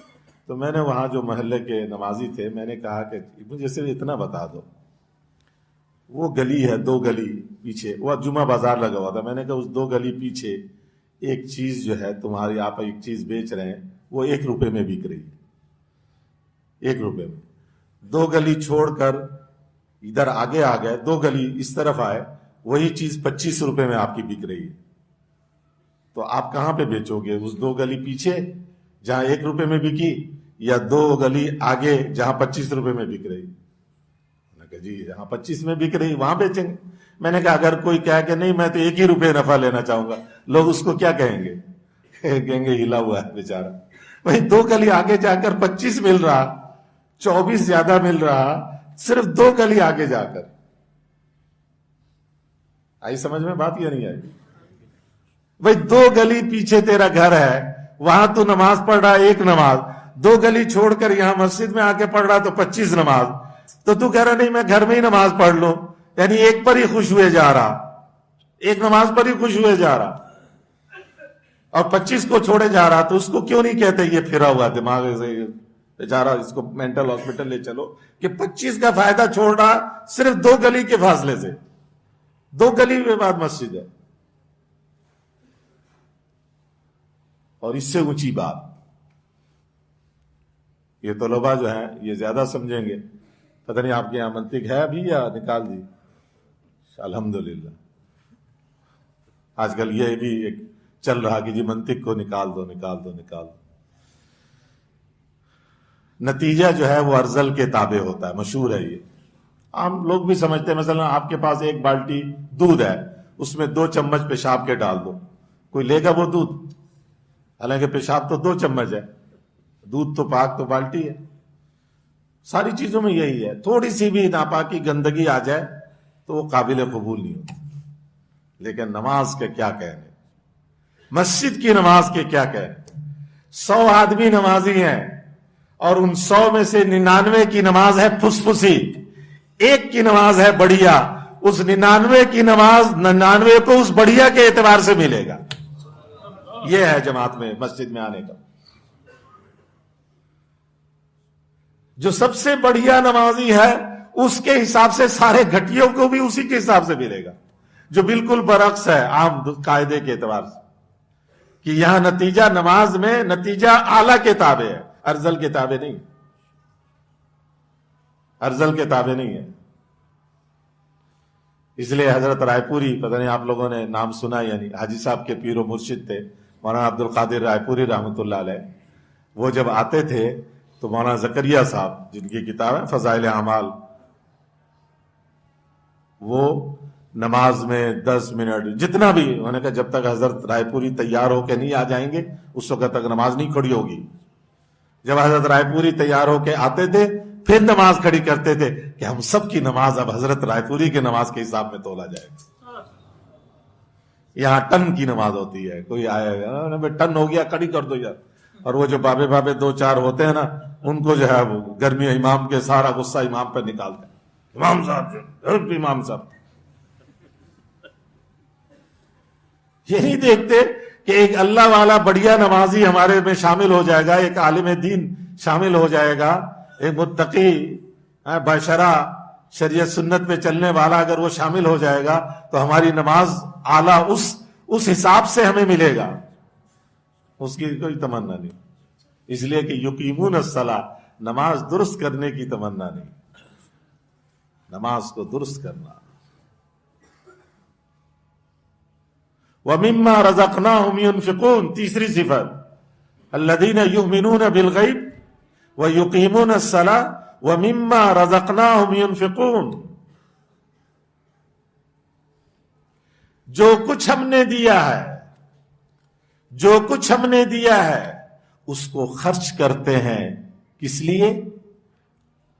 دین کی سربلندی کے لیے، دین کی سرسبزی کے لیے، اللہ کے نام کو بلند کرنے کے لیے، لِأَن تَكُونَ كَلِمَةُ اللَّهِ هِيَ الْعُلْيَا، اللہ کا کلمہ سب سے اونچا ہو جائے، اس کے لیے اللہ کا دیا ہوا سب کچھ خرچ کرتے ہیں۔ یہ جان کس نے دی؟ جیب میں پیسے کس نے دیے؟ صلاحیت کس نے دی؟ استعداد کس نے دی؟ طاقت کس نے دی؟ علم کس نے دیا؟ عقل کس نے دی؟ سمجھ کس نے دی؟ تعلقات کس نے دیے؟ محبت کس نے دیا؟ یہ سب کچھ اللہ کا دیا ہوا ہے، ہمارا کیا ہے اس میں؟ اللہ کی طرف سے مطالبہ ہے کہ میں نے جو کچھ تمہیں دیا ہے میری دی ہوئی چیز کو میرے دین کی سربلندی کے لیے خرچ کرو۔ یہ ہے مما رزقناہم ينفقون۔ عام طور پر ہم کیا سمجھتے ہیں کہ ایک بہت بڑے مفسر رائے میں وقت لگا رہے تھے، یہ بہت پرانی بات ہے، سن 87-88 کی بات کر رہا ہوں میں، تو وہ وقت لگا رہے تھے، اس زمانے میں وہ ان کا دورہ تفسیر بڑا مشہور تھا، تو میں بازار کوئی چیز، میں عام طور پر جاتا نہیں تھا، تو بازار گیا تو وہ بھی ایک دکان پہ کوئی چیز خریدے، میں نے کہا یار یہ ابھی یہاں اکیلے نظر آ رہے ہیں تو میں ان سے پوچھ لوں، میں نے کہا جی آپ دورہ تفسیر کراتے ہیں تو بڑے تفاسیر بھی یہ دیکھتے ہوں گے، میں نے کہا یہ مما رزقناہم ينفقون، میں نے ان سے کہا، میں نے کہا میرا وجدان یہ کہتا ہے کہ مما رزقنا میں یہ ما عام ہے، تو اس کے اندر ہر وہ چیز آئے گی جو اللہ کی طرف سے ہمارے پاس آئی۔ میں نے کہا آپ کو کسی طرف سے؟ انہوں نے کہا ہاں بالکل ہے، انہوں نے جو تائید کی میرے اس میں، اس سے مجھے خوشی ہوئی، اس سے پہلے میں اس کو بیان نہیں کرتا تھا، بھئی اندر یہ ہوتا تھا، کیونکہ عام طور پہ کہا جاتا ہے ماں سے کہ جو مال پیسے پوسے ہیں ہمارے پاس اس کو خرچ کرو، تو پیسے خرچ کرنے کا یہ ہوتا ہے صدقہ خیرات کرو، ضرورت مند کو دے دو، مدرسے کو دے دو، مسجد بنا، جہاں ضرورت ہے ایسے خرچ کرو۔ جب میں نے ماں سے یہ کہا کہ ماں میں ہر وہ چیز آئے تو انہوں نے میری اس بات کی تائید کی اور مجھے تو بتایا کہ ہاں یہ موجود ہے، تو اس کے بعد سے پھر میں نے یہ بیان کرنا شروع کیا، مما رزقناہم ينفقون۔ امام قرطبی نے بھی کچھ اس کی طرف اشارہ کیا،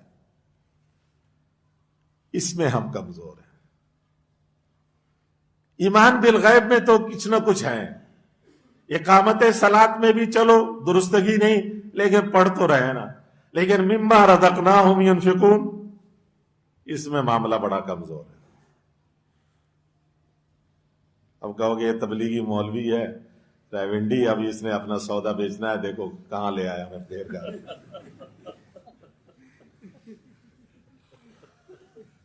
یہ سودا تو ہم نے بیچنا ہے۔ مولانا الیاس صاحب رحمۃ اللہ علیہ فرماتے تھے کہ بیان کے بعد اگر تشکیل نہ کی، تم نے بیان کے بعد تشکیل نہ کی تو ایسا ہے جیسے اناج کی فصل کو کاٹ کر کھیت میں کیڑے مکوڑوں کے لیے چھوڑ دیا۔ انہوں نے کہا ہمارا اصل تو تشکیل ہے، بیان کے بعد جو اس کا نچوڑ ہے وہ تو تشکیل ہے۔ تشکیل کے بغیر والا بیان تبلیغی بیان نہیں کہلاتا۔ اصلاحی بیان ہو سکتا ہے، تبلیغی بیان نہیں۔ تبلیغی بیان میں تو تشکیل ضرور ہے۔ میں نے 3 آدمی دیکھے تشکیل کے بادشاہ، 2 تو دنیا سے چلے گئے، ایک کمزور ہو گئے۔ مولانا محمد احمد صاحب بہاولپور والے، وہ ممبر سے ہلتے نہیں تھے۔ حاجی صاحب تشکیل کے معاملے میں حوالے کر دیتے، بھائی مجھے یعنی تم لوگ تشکیل کرو، چھوڑنا نہیں، تشکیل کر کے چھوڑ۔ مولانا محمد احمد صاحب خود پورے مجمع کو جھنجھوڑ کے تشکیل کرتے تھے، بیٹھے رہتے تھے۔ لیکن نمبر 1 جو تھے، نمبر 1 تشکیل میں، وہ مولانا احسان صاحب کے والد حاجی بشیر صاحب، ہمارے تبلیغ کے جو پاکستان کے دوسرے امیر تھے، وہ تو پورے مجمع کی 100% تشکیل کرتے تھے۔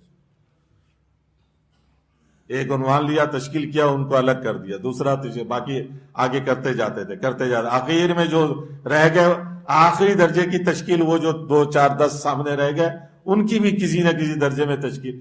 کسی ایک کو بھی کوئی بیچ میں سے اٹھا کر ادھر ادھر چلا گیا تو اور بات ہے، لیکن کسی ایک کو بھی اپنے بساط کے مطابق تشکیل کیے بغیر نہیں چھوڑ دیتے۔ نمبر 1 پہ وہ تھے، نمبر 2 پہ مولانا محمد احمد صاحب، اور نمبر 3 پہ مولانا احسان الحق صاحب۔ وہ آئیں گے انشاءاللہ کراچی اجتماع پہ، آ رہے ہیں، لیکن ضعف کمزور۔ ابھی ہمارے ساتھ ڈھاکہ میں تھے، بنگلہ دیش بھی تھے، بینکاک میں بھی تھے، اپنی بیماری اور کمزوری کے، وہ ان کا زمانہ چوبن کا، وہ بیان کا مجمع ہل کے رہ جاتا، ہم نے وہ دیکھا۔ میں شرجامی پڑھتا تھا، جماعت میں گئے تو میرا بھی رکھ دیا بیان، مولانا ہمارے ساتھ، مولانا احسان صاحب۔ مولانا کا روب اتنا تھا طلباء پر کہ وہ مدرسہ اور گھر کے درمیان، مولانا کے گھر سامنے اور مدرسہ تو وہ تھا میدان، تو کوئی آڑ نہیں تھی۔ مولانا جو ہی گھر سے نکلتے، طلباء یہاں مدرسے میں بالکل سیدھے ہو جاتے، اور ایک دم سے آواز آتی، جا الاحسان فر الشیطان، جا الاحسان فر الشیطان۔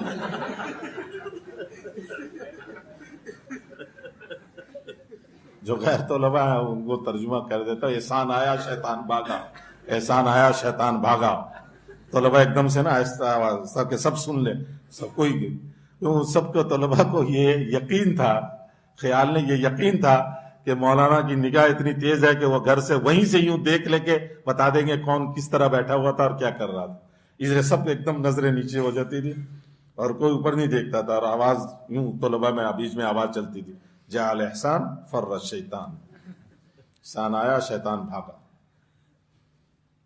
ہم نے وہ دور دیکھا مولانا۔ اب تشکیلوں والے کہاں رہے، چلے گئے،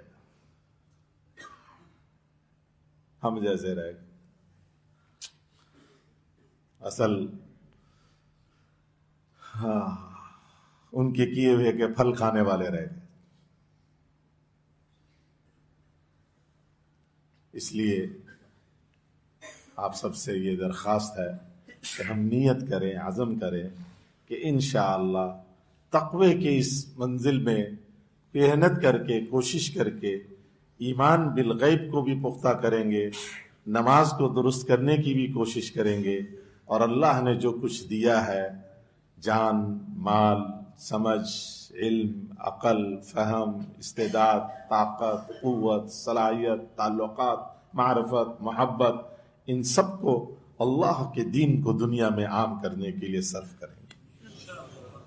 طلباء کرام سے بھی درخواست ہے، جو دورے کے طلباء ہیں، تخصص کے بھی طلباء ہوں گے، دورے کے بھی ہوں گے، تو ان سے درخواست ہے کہ فراغت کے فوراً بعد سال سال کی نیت کریں کہ انشاءاللہ، اور طلباء، یہ تو اللہ کی واقعی اس کام کے ساتھ کرامت ہے، علماء اور طلباء کے ساتھ جیب خالی ہوتا ہے اور سال لگانے چلا جاتا ہے۔ یہ دنیا داروں کے ساتھ یہ کرامت نہیں ہوتی، میں نے نہیں دیکھا۔ میں 40 سال ہو گئے، 40واں سال میرا پورا ہونے والا ہے رائے گنج میں، پورا ہو چکا تقریباً 40 سال، 40 سال سے کچھ ایک آدھ مہینے اوپر ہو گئے۔ تو رائے گنج میں میں نے ایسا نہیں دیکھا کہ کوئی 3 چلے میں چل رہا ہو، کارخانے والا، فیکٹری والا، اس کے دوست احباب اس سے ملنے آئے ہوں، ہاں کھانا شانا، پھل شل، مٹھائی شٹائی یہ لے کر آتے ہیں، لیکن اس نے بھی 3 چلے شروع کر دیا ہو، ایسا نہیں۔ ہاں مولوی ایک 3 چلے میں چل رہا، اس کا دوست بیچارہ پنجگور سے اٹھ کر آ گیا اس سے، کہ وہ میرا ساتھی کراچی میں ہم اکٹھے تھے، وہ کوئی بلوچستان سے، کوئی سرحد سے، کوئی پنجاب سے، کہ یار میرا ساتھی سال میں چل رہا اور رائے گنج آیا ہوا ہے، چلو جاؤ اس سے مل کے آ جاتے ہیں۔ وہ ملنے آتا ہے، وہ بھی گھیرا میں آ جاتا ہے، سال شروع کر دیتے، جیب میں کچھ نہیں، سال شروع کر دیا۔ یہ اس مولا کی مہربانی اور اس کا اکرام اور اعزاز ہے ان علماء کرام کہ یہ کرامت دکھاتے ہیں۔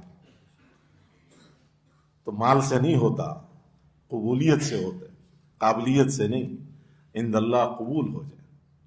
اس لیے ابھی سے اگر ہم نیت کریں گے اور اللہ سے مانگتے رہیں گے اور اپنے ساتھیوں میں یہ بات چلاتے رہیں گے کہ بھئی ہم نے فارغ ہوتے ہی سال چرچا رہے گا، انشاءاللہ یہ تو ضرور قبول ہوگا۔ جو اس کے تذکرے کرتا رہے گا، ساتھیوں کو تیار کرتا رہے گا، تو وہ ذرا زیارت کرا دو، ہم بھی دیکھ لیں۔ علماء کی زیارت کرنا ثواب ہے۔ تو دورے میں پہنچنے والے کو تو ہمارے اساتذہ پہلے ہی مولوی کہہ دیتے، تخصص میں داخلہ لینے کی کوشش کرنے والا تو پہلے سے مفتی کا مہر اپنا بنوا لیتا ہے۔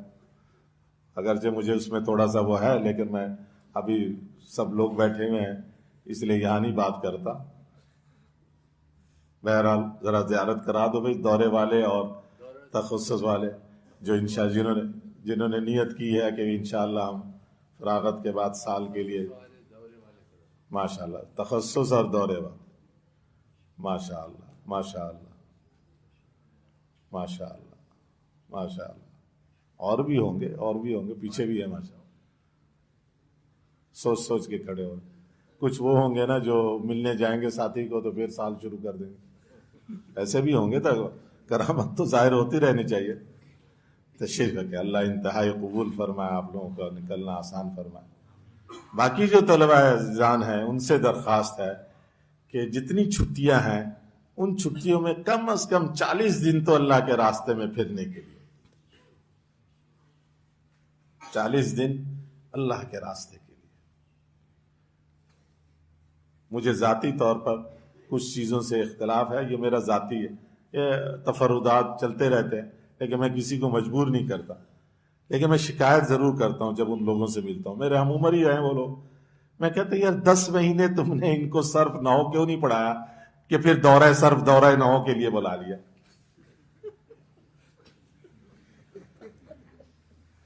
میں 10 مہینے یہ کام کرتے نا، یہ جو یہاں پہ تھے، یہ 2 مہینے کم از کم ان کو اللہ کے راستے میں پھرنے کے لیے جانے دو۔ یہ دورہ صرف کرنے جا رہے ہیں، دورہ نحو کرنے جا رہے ہیں، 10 مہینے کیوں نہیں کیا؟ مدرسے کی روٹی کھاتے رہے، مدرسے میں رہے، پورا وقت دیا، اس میں لگا دیتے 10 مہینے۔ مجھے اس پہ ہے باقی، میں کسی کو یہ نہیں کہتا کہ کر دو، ٹھیک ہے، لیکن مجھے میرے اشکال کو آج تک کسی نے میرے اس سوال کا جواب نہیں دیا۔ یہ جتنے کئیوں سے میں ملا، یہ کرانے والے دورہ صرف دورہ نحو، ان سے میں نے پوچھا تو انہوں نے اس کا جواب مجھے نہیں دیا، بس صرف ہنستے ہیں مجھے دیکھ کر۔ میں نے کہا چلو میں ہوں ہی ایسا کہ مجھے دیکھ کر ہنسو تم۔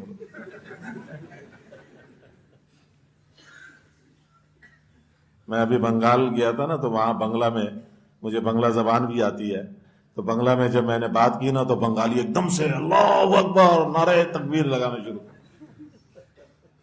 کہ عرب آدمی دیکھو بنگلہ بول رہا ہے، عجیب بات ہے، عجیب بات دیکھو۔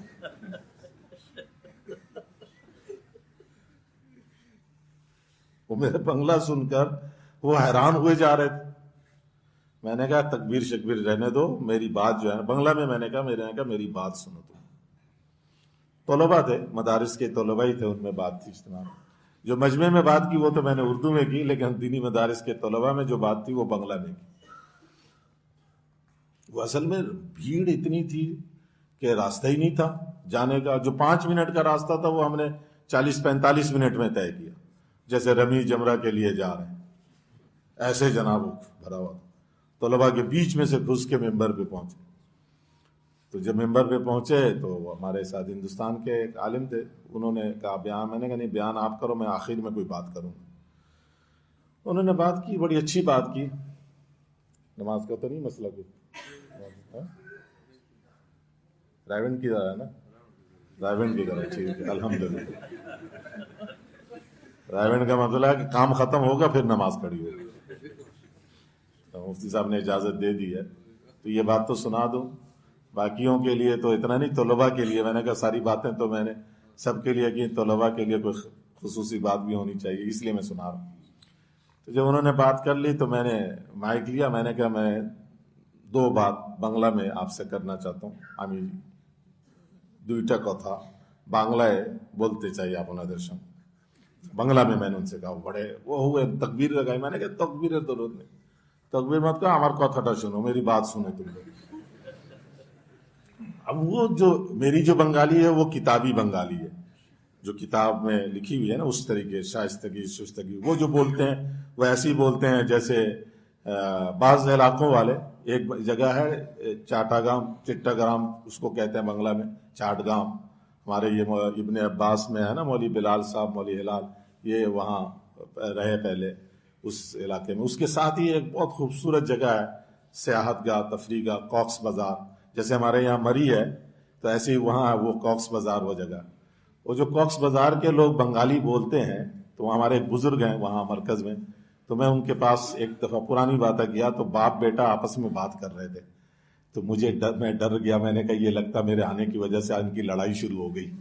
وہ باپ بیٹا اس طریقے سے بات کر رہے تھے جیسے ان کی وہ لڑائی کر رہے ہیں, ایسی بنگلہ وہ بولتے تھے. مجھے نہیں کچھ سمجھ میں آئی ان کی. میں جو بنگلہ بولتا ہوں وہ ہر ایک سمجھتا ہے.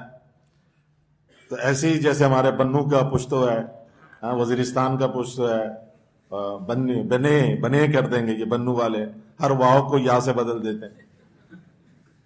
ایسے ہی ہے نا, اسے پنجابی ہر زبان میں اس طرح ہوتا ہے. تو خیر میں نے ان سے کہا, میں نے کہا میں صرف 2 بات کرنا چاہتا ہوں بنگلہ میں. ایک بات کہ حضور نے, بزرگ کو وہ لوگ حضور کہتے ہیں, وہ جو عالم تھے شیخ الحدیث بنگلور کے, میں نے کہا حضور نے نیت کی بات کی. نیت, میں نے کہا حاجی عبدالوہاب صاحب نے مجھ سے فرمایا کہ مولانا ارشد مدنی کو فون کرو. حاجی صاحب کا تعلق تھا حضرت مدنی سے, بہت بے تکلفانہ تعلق تھا حاجی صاحب. تو مولانا ارشد مدنی صاحب ان سے بہت چھوٹے تھے, پیار کرتے تھے بچپن سے دیکھا ہوا. میں کہا مولوی ارشد مدنی کو فون ملاؤ, ان سے بات کرو.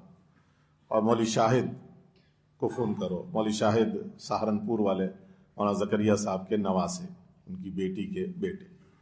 تیسرے جو حضرت جی تھے مولانا انعام صاحب, ان کے داماد. تو میں نے دونوں کو فون کیا. حاجی صاحب نے دونوں سے بات کی. بات کیا کی, حاجی صاحب نے ان دونوں سے کہا کہ ہندوستان کے تمام مدارس کے طلباء اور علماء سے یہ بات کہو کہ اپنے پڑھنے پڑھانے کے وقت میں جب پڑھنا پڑھانے کا کام کریں سبق میں, تو سارے عالم کی نیت کر لیا کریں. سارے عالم کی نیت کر لیا کریں اپنے پڑھنے پڑھانے کے وقت میں. اساتذہ بھی بیٹھے ہوئے ہیں, بھی سن لو, اور طلباء بھی. جب سبق میں بیٹھتے ہی فوراً نیت کر لو کہ بھئی یہ جو پڑھ رہا ہوں, میں یہ جو پڑھا رہا ہوں, سارے عالم کو کے لیے پڑھا رہا ہوں, سارے عالم کو سامنے رکھ کر پڑھا رہا ہوں. اب اس کے پڑھنے پڑھانے کے ایک ایک حرف کا اثر سارے عالم پہ پڑے گا. یہ پڑھا یا ایک قدم بھی نہیں چلا, کہیں نہیں گیا, یہاں مدرسے میں, اور اس کا اثر پڑتا جا رہا. اس اثر کے نتیجہ کیا نکلے گا کہ لوگوں میں ہدایت کے جو یہ اثر بڑھتا جائے گا, لوگوں میں ہدایت کے قبول کرنے کی استعداد پیدا ہو. پھر پتہ چلے گا کہ مدرسہ خلفائے راشدین کے بچے عالم کی نیت کر کے پڑھ رہے تھے, تو اس نیت کے برکت سے فلاں ملک کے فلاں لوگ مسلمان ہو گئے. ان کو ایمان مل گیا. انہوں نے نیت کی تھی اس مدرسے والوں نے, اس کی وجہ سے ان کو مل گیا, اس کی وجہ سے ان کو مل گیا. کیونکہ ہدایت کے قبول کرنے کی استعداد بڑھتی چلی جائے گی اور لوگ ہدایت قبول کرتے چلے. دونوں نے کہا کہ انشاءاللہ ہم ہندوستان کے اپنے تمام مدارس میں یہ بات چلائیں. میں نے کہا ایک بات تو یہ تھی. دوسری بات یہ ساری بات بنگلہ میں ہو رہی تھی ان سے. میں نے کہا دوسری بات یہ کہ ہمارے دو بزرگ تھے, مولانا عبید اللہ انور صاحب, آپ لوگوں نے بھی نام سنا ہوگا, حضرت لاہوری احمد علی لاہوری رحمۃ اللہ علیہ کے صاحبزادے تھے, اور ایک تھے مولانا غلام غوث ہزاروی. مولانا غلام غوث ہزاروی بڑے ظریف الطبع تھے. تو دونوں ایک جلسے میں گئے, تو اس جلسے میں میں نے ان سے بچوں سے کہا, میں نے کہا تمہار متون بیربل مانوش, تمہارے جیسے بہادر لوگ اس جلسے میں بیٹھے ہوئے تھے. تو اس میں پہلی تقریر جو تھی وہ مولانا عبید اللہ انور صاحب کی تھی. وہ ماشاءاللہ بڑی پگڑی شگڑی باندھ کر جو ہے نا, وہ جیسے ہمارے بعض علماء باندھتے ہیں نا رنگدار, ایسی پگڑی باندھ کر ویسٹ کوٹ وغیرہ پہن کر, اور بڑے اس سے سج دھج کے آئے تھے بیان کے لیے. جب بیان کیا تو وہ جو بہادران کی جماعت تھی, انہوں نے برکت لینے کے لیے حضرت پہ اللہ بول دیا. آپ لوگوں کی بھی چاہت ہوگی نا, اس لیے میں پہلی آپ لوگوں کو بتا رہا ہوں. اب انہوں نے برکت کے لیے جو ہی ہلا بولا, حضرت کا رومال کہاں گیا, ٹوپی کہاں گئی, ویسٹ کوٹ کدھر گیا, بٹن کہاں گئے, کرتے تار ہو گیا, ادھر چیتڑا لے کر مشکل سے کھینچ تان کر کے داڑھی بال سب جان مچا کر مشکل سے ان کو کھینچ کے باہر نکال. اس کے بعد آئے مولانا غلام غوث ہزاروی رحمۃ اللہ. مولانا جب آئے تو مولانا نے آتے ہی کہا, بھائی مجھے بھی بہت شوق تھا بزرگ بننے کا, لیکن میں نے اللہ سے توبہ کر کے معافی مانگ کر اے اللہ مجھے بزرگ نہیں بننا. آج جو تم نے بزرگ کا حشر کیا ہے, میں معافی چاہتا ہوں, مجھے بزرگ نہیں بننا, مجھے معافی دے دو, میں اللہ سے معافی مانگ کر آیا ہوں, بالکل بزرگ نہیں بننا ہے. بس بڑا شوق تھا مجھے بزرگ بننے کا. ویسے یہ قصہ سنایا, ہنس ہنس کے وہ سارے طلباء لوٹ. میں نے کہا بات سن لو, کتھاٹا سنو, ہمارا دویزن مربینا, ہم دونوں جو ہے نا کوئی بزرگ نہیں ہے, کوئی حضور نہیں ہے. آپ ہمارے اوپر مہربانی کرو, اللہ تم پر مہربانی کرے گا کہ تم اپنی جگہ پہ بیٹھے رہو اور ہمیں بیچ میں سے راستہ دے دو گزرنے کا. خیر ان لاکھوں کی تعداد میں طلباء یہاں وہاں جو حضرت مدنی کے شاگرد ہیں, سب سے بڑے عالم مولانا احمد شفیع صاحب, انہوں نے اور ان کے وفاق المدارس بنگلہ دیش نے اعلان کیا تھا کہ سارے طلباء اساتذہ سب اجتماع میں جائیں. پورا بنگال کا مدرسہ 100% ہی بند تھا اجتماع کے لیے. اب یہاں کا ہمیں نہیں پتا. ایک مدرسے میں انہوں نے کہا کہ پھر ہم تو اپنے طلباء کی حاضری وہاں میدان میں لیں گے. میں نے کہا نہیں, یہ ہم نہیں کہتے آپ لوگوں کو, ہمارے یہاں تو ترغیب ہے, منت سماجت ہے, درخواست ہے. لیکن انہوں نے بہرحال اپنے سارے طلباء, یہ مجھے نہیں پتا انہوں نے حاضری وہاں لی یا نہیں لی. ایک آدھ مدرسے میں ہم گئے تو وہاں تھا کوئی بھی نہیں, انہوں نے کہا سب وہاں. اور جب وہ بیان میں ہم گئے تو حد نگاہ تک, بلکہ اس سے آگے بھی طلباء ہی طلباء بیٹھے ہوئے, لاکھوں کی, لاکھ سے اوپر دینی مدارس کے طلباء, جو بچوں کے علاوہ سارے طلباء وہاں. تو وہ جو ترجمان تھا بیچارہ, جو مولانا صاحب کا بنگلہ میں ترجمہ کر رہا تھا, تو جب میں بنگلہ میں بات کر رہا تھا تو وہ مولانا صاحب کو, جو ہندوستانی عالم تھے, ان کو اردو میں, میرے بنگلہ کا اردو میں ترجمہ کر رہے تھے. تو وہ بھی ہنسے خوب. لیکن وہ جب بیان کر رہے تھے, بعد میں انہوں نے کہا, اچھا پھر انہوں نے ہمارے لیے راستہ, واقعی کوئی نہیں اٹھا. وہ جو ترجمان تھے انہوں نے کہا کہ بھائی ہمارے تبلیغ میں تعارف کوئی نہیں ہے, لیکن میں ان دونوں جو حضور آئے تھے, دونوں جو ہمارے حضرات آئے ہیں, ان کا تعارف کرا دوں گا, لیکن جو حضور نے بات کی ہے آپ یہیں بیٹھے رہو, ان کو راستہ دے دو. پھر میں ان دونوں کا تبلیغی اصول کے خلاف, تبلیغی ممبر پہ تعارف نہیں ہوتا کہ کس کی تقریر ہوگی, کون آئے گا, لیکن میں ان دونوں کے تعارف کرا دوں گا. آپ لوگ حیران ہو رہے ہوگے کہ یہ گورے مولوی صاحب جو ہیں یہ بنگلہ کیسے بول رہے ہیں. یہ بھی میں بتا دوں گا کہ یہ بنگلہ کیوں بول رہے ہیں, کیسے بول رہے ہیں, ان کو بنگلہ کیسے آتی ہے. یہ میں آپ لوگوں کا ان کا تعارف, پوریچوئے, بنگلہ میں اس کو کہتے ہیں تعارف کو پوریچوئے, پوریچوئے کرا دوں, آپ لوگوں کو ان کا تعارف کرا دوں گا. تو خیر انہوں نے مہربانی کی ہم پر, ہم ان کے لیے دعائیں دیتے ہیں کہ انہوں نے ہمارے لیے تھوڑا تھوڑا یوں ہو کر راستہ بنا دیا، اور وہ واقعی 5 منٹ 6 منٹ کا راستہ تھا، ہم 5-6 منٹ میں اپنی جگہ پہ پہنچ گئے۔ اب جب پہنچ گئے تو وہ جو 2 ہندوستانی علماء تھے وہ تو لوٹ پوٹ کے مولانا اللہ آپ نے اس بنگلہ سے ہماری جان بچا لی۔ میں تو بیان تو میں کر رہا تھا اور گھبراہٹ خوف یہ تھی کہ نکلیں گے کیسے اس میں سے۔ اور وہ جو مفتی صاحب ان کے ساتھ پیچھے آئے ہوئے تھے وہ کہتے میں بیٹھا بیٹھا سو کہ آج تو دن رات ادھر ہی گزارنے پڑیں گے۔ جب آئے تھے تو وہ تو جانتے نہیں تھے، پھر مشکل سے آئے، اب جب جانے لگیں گے اتنی بھیڑ میں سے جائیں گے کدھر سے جائیں؟ مجمع تو یوں بیٹھا ہوا تھا، ایسے نہیں تھا، ایسے تو تھا ادھر چاروں طرف یہ مجمع تھا طلباء، یعنی بیچ میں بیٹھ کر بیان کر رہے تھے۔ اس لیے میں نے آپ لوگوں کو کہہ دیا میں بزرگ بننے کا مجھے کوئی شوق نہیں ہے، مہربانی کرنا مسافر کے لیے اس کے لیے، لیکن طلباء عزیزان سے یہ درخواست ہے کہ اپنی ان چھٹیوں میں اللہ کے راستے میں پھرنے کی ضرور نیت کرو کہ انشاءاللہ چلہ تو کم از کم ضرور لگائیں، وہ بھی ذرا کھڑے ہو جاؤ، پاؤں پہ کھڑے ہو کر دیدار کرا دو، جو ہے استاد محترم کی نگاہ پڑے گی، پتہ نہیں کس کس کا کام بنے گا ماشاءاللہ، جو چھٹیوں میں چلہ لگائیں گے انشاءاللہ۔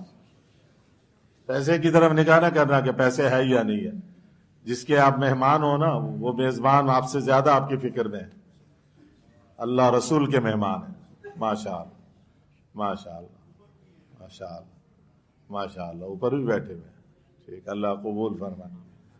سبھی کھڑے ہو گئے ہوں گے، جو نہیں کھڑا ہوا ہے اس کو بغل میں دبا کر لے جانا۔ چلو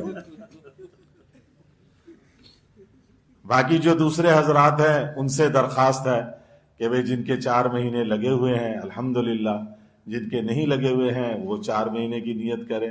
اجتماع آ رہا ہے، جمعرات سے اجتماع شروع ہوگا، تو اس اجتماع میں بھی شرکت کی بھرپور، خود بھی اپنی ذات سے بھی اور اپنے محلے کے ساتھیوں کو لے کر اس میں شرکت کرنا۔ وہ احباب ذرا کھڑے ہو جائیں انشاءاللہ کہ اجتماع میں خود بھی جائیں گے، اپنے محلے کے پوری جماعت لے کر جائیں گے، اور چلے 4 مہینے کی جماعتیں بھی دیں گے ماشاءاللہ۔ جن کے 4 مہینے لگے ہوئے ہیں ملکوں کے اعتبار سے، یہ تو سارے تبلیغی ہی کا مجمع ہے۔ میں نے خامخواہ کہہ دیا اصلاحی بیان، یہاں تو تبلیغی بیان ہی ہوتا ہوگا، مفتی صاحب کا نام ایسے خامخواہ اصلاحی بیان کا کر دیا۔ اللہ بہت بہت بہت جزائے خیر دے آپ سب کو، اور انتہائی درجے میں ہمیں بھی آپ کو بھی قبول فرما۔ سبحانک اللہم وبحمدک تبارک اسمک وتعالی جدک ولا الہ غیرک، اللہم صلی علی سیدنا مولانا محمد وعلی آل سیدنا مولانا محمد وبارک وسلم تسلیما کثیرا کثیرا۔ الیک ربنا فحببنا وفی انفسنا لک ربنا فدللنا وفی اعین الناس فعظمنا ومن سیء الاخلاق فجنبنا وعلی الاعداء اعدائک اعداء الاسلام فانصرنا، اللہم انصرنا ولا تنصر علینا، اللہم زدنا ولا تنقصنا، اللہم امکر لنا ولا تمکر علینا، اللہم آثرنا ولا تؤثر علینا، اللہم اہدنا واہد بنا واجعلنا سببا لمن اہتدى، اللہم اصلح لنا شاننا کلہ ولا تکلنا الى انفسنا طرفة عین، یا حی یا قیوم برحمتک نستغیث، یا حی یا قیوم برحمتک نستغیث، یا حی یا قیوم برحمتک نستغیث۔ اے اللہ ہمارے گناہوں کو معاف فرما، خطاؤں سے درگزر کا معاملہ فرما، سیئات کو حسنات سے مبدل فرما۔ اے اللہ جو کچھ کہا اور سنا، اس کہنے اور سننے کی غلطی معاف فرما کر اسے قبول فرما۔ اے اللہ جو ارادے عزم کیے اس ارادے عزم پر ثابت قدمی کے ساتھ چلنے کی توفیق عطا فرما۔ اے اللہ ان تمام طلباء اکرام کو انتہائی درجے میں قبول فرما، سارے عالم میں ہدایت کے آنے کا ان کو ذریعہ بنا۔ اے اللہ اس ادارے کو، اس مدرسے کو اور اس سے متعلقہ تمام مدارس کو اے اللہ دن دگنی رات چگنی ترقی عطا فرما۔ اے اللہ یہاں پڑھنے والے طلباء کرام کو اور ان کے اساتذہ کرام کو ہر شر اور فتنے سے محفوظ فرما، ہر طرح کی غیبی اور نصرت سے اور مدد سے ان کو نواز دے۔ اے اللہ ہر طرح کی تنگیوں اور کلفتوں اور پریشانیوں سے ان کو نکال دے، ہر طرح کی سہولتیں اور آشائشیں مہیا فرما دے۔ اے اللہ بے فکری کے ساتھ دین اور علم دین کے اندر لگنے کی توفیق عطا فرما، ہر طرح کی رکاوٹیں دور فرما، ہر طرح کی راحتیں انہیں مہیا فرما۔ اے اللہ ان سب طلباء اور ان کے اساتذہ اور ان تمام حاضرین مجلس اور یہ تمام محبین اور متعلقین، اے اللہ ان سب کی قیامت تک آنے والی نسلوں کو دین، علم دین اور جہد دین کے لیے اعلیٰ سے اعلیٰ درجے میں قبول فرما لے۔ سارے عالم میں یہاں سے ہدایت کے چشمے اٹھا دے، سارے عالم میں ہدایت کی ہوائیں یہاں سے چلا دے۔ اے اللہ سارے شرک کفر باطل کو یہاں سے مٹانے کا اے اللہ فرادہ فرما لے۔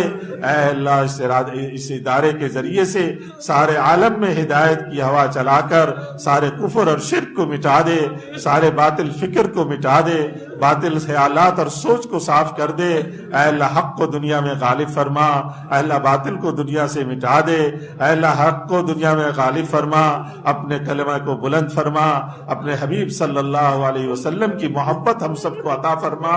اے اللہ دنیا آخرت کی ساری خیریں اور بھلائیاں عطا فرما، جنت الفردوس کو ہمارا ٹھکانہ بنا، جہنم کے آگ انگاروں سے ہماری حفاظت فرما۔